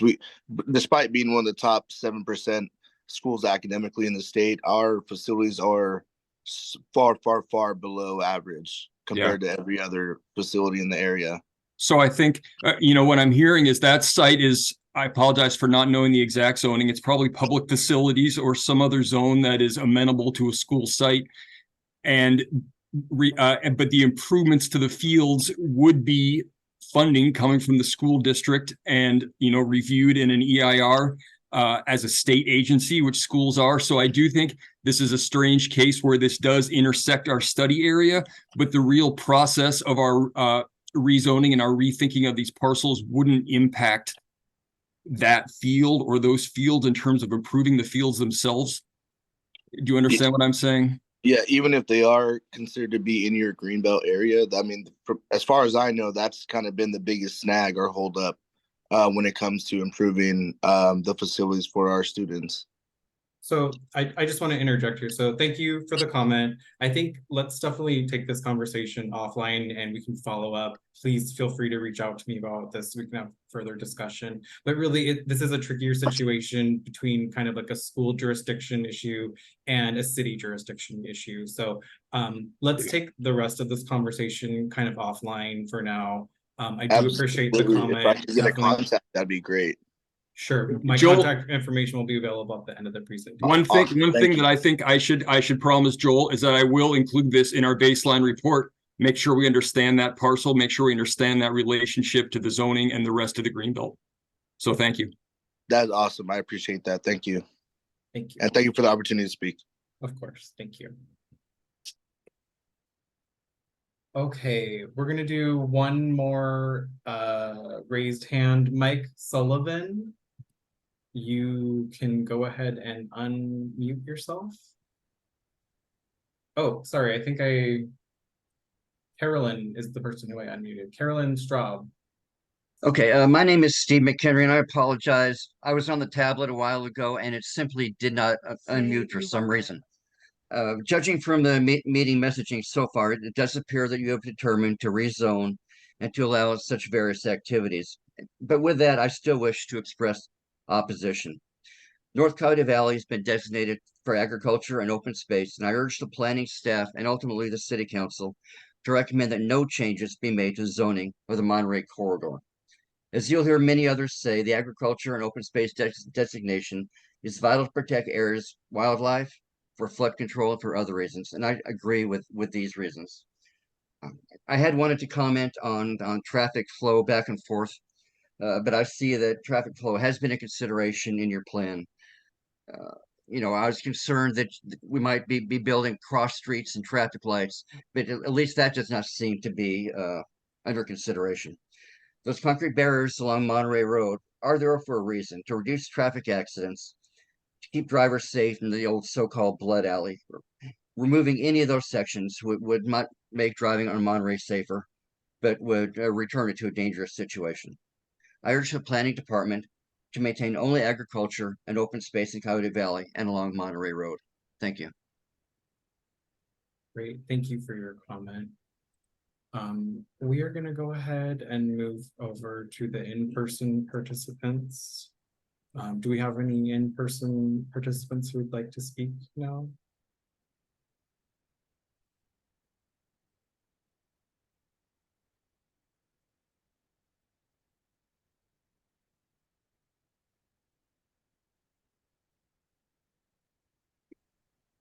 Brent, can I make one comment while we're waiting? Sure. I saw there were a couple comments in the Q&A of those interested in joining a focus group. And can we make my email available if people want to get in touch with me, and also for a copy of this presentation? Yes, so Greg, you feel free to answer that question in the Q&A with your contact information. Okay.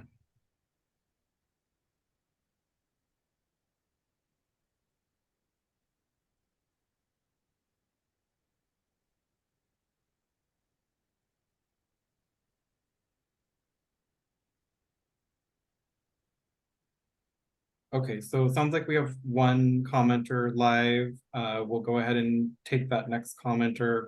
And then we do have a couple more people with their hands raised, and we still have about 20 questions in the Q&A. I do know we're getting close to the 8 p.m. cutoff time. Our interpreters are available until 8:30, so we may extend the meeting until 8:30. Just want to make sure everyone's aware of that. Want to be respectful of your time. Again, if you're not able to participate for the full meeting, this will be recorded and it will be available on our website later. But Martina or Aparna or Michael, whoever's in person, please go ahead and let them speak now.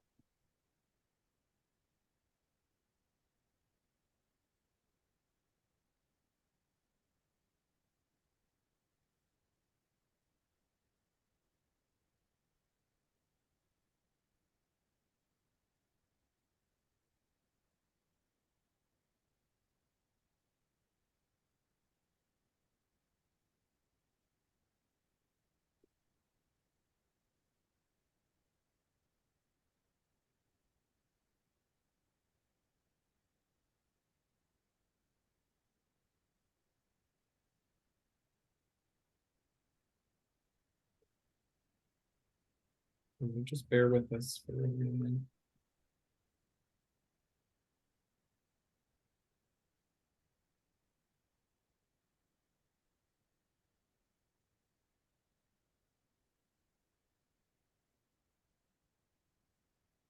Okay, in the interest of time, let's put the in-person speaking on pause. I want to get through these people with raised hands. Mike Sullivan, I'm allowing you to speak. Please go ahead and unmute yourself. Hey, Brent, thank you very much. I think we've talked about Sobrato High School, and that was my comment. I'm the current president of the Athletic Boosters Club, and I'd definitely love to talk to you offline, because we have been making contact from the district office and, of course, the school to the city of San Jose since 2015. We've had like 10 or 15 meetings between Sergio Jimenez's office, Open Space, and we just are kind of like just in this, I guess, just circle. We keep going in circles with this. So I'd love to talk to you offline to talk more about it and get some more clarity. So that's my comment. Thanks again for tonight for doing this, and love hearing all the comments from everybody and their perspective. Great, and as I mentioned, I will definitely have my contact information available at the end of the presentation, so please feel free to reach out to me. Okay, will do. Thank you, sir. Thank you. Shawnee, I'm going to allow you to speak. Please go ahead and unmute yourself. Thank you. My name is Shani Kleinhaus. I'm the environmental advocate for the Santa Clara Valley Audubon Society. Several people mentioned much of what I had to say. Craig and Alice and Marianne and Dashiell and Mark, thank you. Biodiversity loss is equivalent, if not greater threat than climate change. And I think we need to pay attention to not to the roadkill issue and animal movement. But as others say, the creek itself is very important. And lighting, if it's visible from the creek, not only shining towards, but visible from the creek, can have huge harm to the ecosystems of Coyote Valley and the riparian corridor. So how do you develop without making light visible from the creek? That's a huge question, and most likely will be a huge impediment to growth here, and should be. I think that we need to, even with agricultural uses, you can't really put light, greenhouses that have light at night. And we need to consider light as one of the major constraints to development here.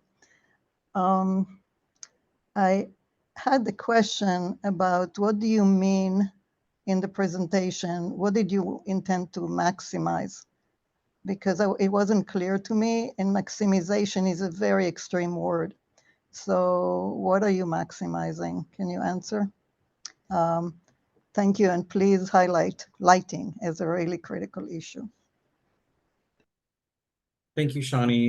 Brent, I think where I use the word maximized was in relation to these new projects and plans, the under and over crossings, et cetera, along Monterey. And my point was to show that in addition, that we could maximize the potential of these new projects and programs. In other words, development could be designed and standardized such that we take advantage of these crossings, not in a negative way, but in a way that says, all right, now we know where animals will likely be and we know where crossings are. So let's make sure that development around those is appropriate. So let's make sure that development near them is not appropriate, or excuse me, is not overly intensive. In other words, with that knowledge of where these crossings are, we will be able to truly focus the appropriateness of development.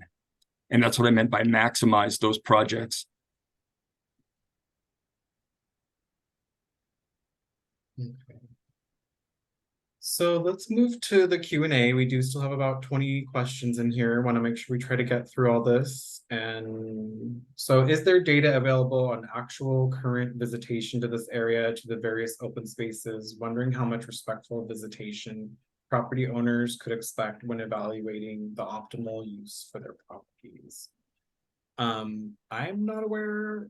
Greg or Sabella, do you have any information to answer that question? Current visitation rates in the open spaces? I don't have specific numbers. I think we could, I mean, the reality also is that there are no, well, that's not true. I think we can work with OSA and Post to determine those numbers. I think it's a good question. And I think it is a valuable baseline from which we can work. Yeah, and I think, you know, the largest park in this area is actually a county park. So there may be some information that the county has gathered at this point. Okay. Being that Coyote Creek and Fisher Creek are critical pieces of this wildlife connectivity, wouldn't it be better to have limited development to the already impacted areas of Coyote Valley between Monterey and Santa Teresa Hale Avenue? Development along Coyote Creek is the last place there should be development. Pathways and Wildlife with Post have shown that the two creeks are critical linkages. I think we kind of already addressed this comment, and this, maybe you actually said this when you spoke as well. But a lot of this is kind of to be determined, right? So this purpose of the study is to develop development standards, which will hopefully address the issues of wildlife sensitivity and other types of issues like that. Can you please explain what photovoltaics and Metcalfe HVDC is? We did explain photovoltaics earlier, that is solar panels. Metcalfe HVDC, I believe that refers to the energy station at Metcalfe, right? Or was that in reference to the new? Yeah, that's the energy station. Okay. Cal ISO is working on a more sustainable energy network in California. and has plans to develop a sustainable transmission station right at Metcalf Road. It's called, the HDC is a high voltage direct current terminal, and it will reinforce the electrical grid. And the plan right now is for construction to start in 2026. Great, thank you for that much more thorough answer than I was prepared to answer. Can you please clarify the allowance of overnight stays under supportive uses? I think really what we're talking about there is, you know, like a hotel, bed and breakfast type of use, camping, things like that. Staying somewhere for a couple of nights. Yeah, and that again was, we've talked about that in conjunction with Santa Clara County, who is including that in its list of quote ag supportive uses. And these would be very low intensity overnight stays, no major hotels by any means or anything like that. But yeah, camping, and you know, this would be an example of the type of intensity that we would want to work with focus groups on establishing. Would this be 2 to 5 units tops, or 3 to 6, or would we establish it by number of total visitors, things like that? So again, these are yet to be determined, but that is what overnight stay encompasses. We have a comment here, Liberty Canyon Wildlife Overcrossing Project with a link. Thank you for the link, Roland. DEIR should consider wildlife crossing alternatives to California high-speed rails coverts, which are prone to flooding. That is just kind of outside of the scope right now. That's also the majority of high-speed rail and any of its undercrossings, overcrossings are on the western side of Monterey Road. There probably will be some instances where there's a portion within the study area, but that's really to be determined at this point. North side of, okay. We have another comment about the green belt and the high school. I think we answered that already.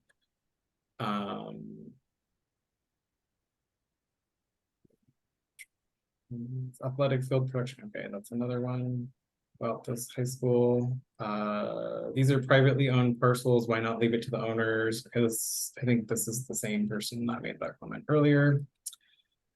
Jeremy Farr from County Parks commented, County is the primary landowner of the riparian corridor and operates the Coyote Creek Parkway and Coyote Creek Trail in the study area. Parks and Recreation Department completed a master plan in 2007. The plan has been partially implemented and would look to coordinate any future development with the City of San Jose, Valley Water, Santa Clara Valley Open Space Authority, Peninsula Open Space and Trust, or any other regional planning effort. So hopefully that helps answer some of the questions about the Coyote Creek Parkway and the trail system that the county owns and operates.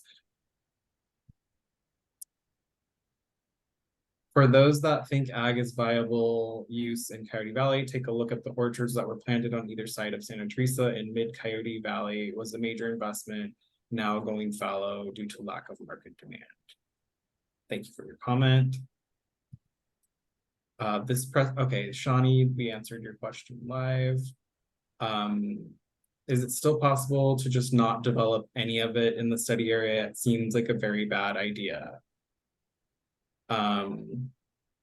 We don't really know what the study will reveal.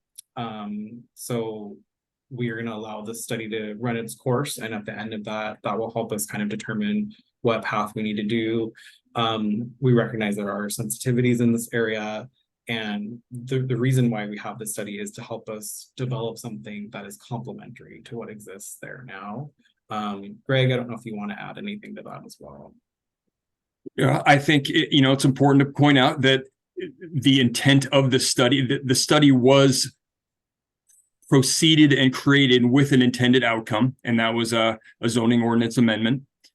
Now, it also included a robust outreach process, which was what we're undertaking now. And the idea of an outreach process is to ensure that the community's input is represented. And again, if we hear through this outreach process that no change is wanted at all, This is something that, could be taken back to elected officials. But again, remember that the council commissioned this study with an intended outcome. And we are working from the idea that that intended outcome is a zoning ordinance amendment that is complementary and will improve the agricultural and outdoor nature of this area. So next question, Katya says, with larger atmospheric rivers, we should no longer be developing in the floodplain. Thank you for your comment, Katya. Craig is saying, if the path of Coyote Creek is altered, will this cause the boundaries of the floodplain to change too? If so, then shouldn't this item be decided prior to deciding what can be done to parcels that would be impacted by the floodplain? That's a great question, Craig. And I don't have a great answer for you. I don't know, Greg, do you have comments on that? Well, I mean, I think the reason I included that information is because I agree we do need to continue working with the Valley Water Authority to keep tabs on that creek realignment. But at the same time, we don't want to halt the study based on what could be. We have to move forward. But I do think it is true that a realignment of the creek, once it is decided, will impact our proposals, and we will have to rethink if one of these preferred or one of the potential alternatives is one that cuts into our study area. Thus, we are keeping tabs on the project. So quickly, I want to just ask if there's any more comments. We only have about 5 or 6 more questions in the Q&A that we need to go through. Are there any in-person comments? Anyone that would like to speak?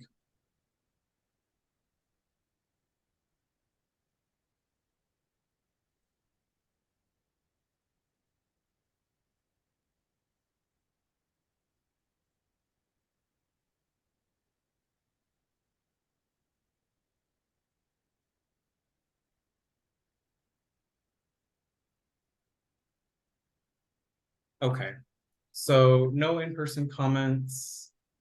I would love to be part of the focus groups. Mike, thank you. We will reach out to you about how you can participate in the focus group. Shawnee, thank you for maximizing permeability. Thank you for the comment. Will the slides and contact info be sent to people who register for the meeting? I hope that we have all of your emails. The information will be made available on our informational website. So that should be live in about a week or so. We are going to be translating all of the PowerPoints into Spanish, Vietnamese, and Chinese as well. So PowerPoints and a recording of this meeting will be available on our website. Ronald, have any development plans been submitted or have owners made inquiries about whether certain plans would be permitted? So I guess to kind of answer that question really quickly, really can't do anything until the study's completed. That's what's going to allow and create development standards and allow us to understand what uses are allowed. So definitely something in the future. Would love stats on the actual agricultural output of the Coyote Valley somewhere on the city website so people can understand the reality that it's not viable. Jenna, thank you for your comment. We can try to integrate some of that information into our informational website. Lucas, thank you to all of the staff and consultants who are providing this information and hosting the meeting. Thank you, Lucas. Appreciate that comment. Brent, can I add one thing on the previous question about the viability of agriculture and information? There is a large section in our baseline report breaking down the history of agriculture and both the challenges and, with a lot of facts and figures. And that, of course, we made it available on the website. This is a case where the SEQA node project is absolutely the best alternative. Okay, thank you for your comment, Shawnee. We will post my contact information on the next slide. These are more. Okay, I'm going to go ahead and close out Q&A. Thank you for everyone who commented. Really appreciate this very thorough conversation we had tonight.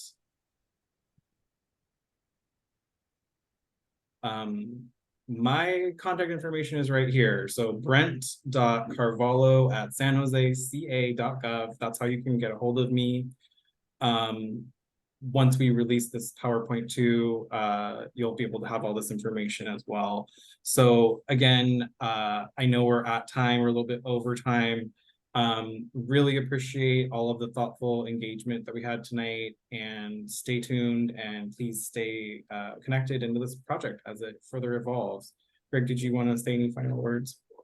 Thank you all very much. I really appreciate the input. It is going to contribute to our next phase of the project. And I know that there's a lot of information, there's a lot of knowledge about this area, and a lot of sentiment around the area. And I want to make sure I get my information right. So thank you so much. I'll throw out there one more time. My email is ggoodfellow@placeworks.com. ggoodfellow, like it sounds. But again, we'll distribute that. Yeah, and if you reach out to me, I'm happy to give you I'm very happy to give you Greg's information so you can talk to him as well. But I will go ahead and leave this slide up here for a moment, and the meeting is over. But if you would like to write down my contact information, I'll leave this slide up for a little bit longer. We're not taking any more questions about this point.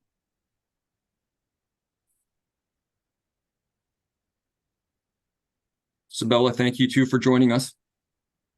Thank you, Greg. It was a terrific conversation, terrific input. Thank you, everyone.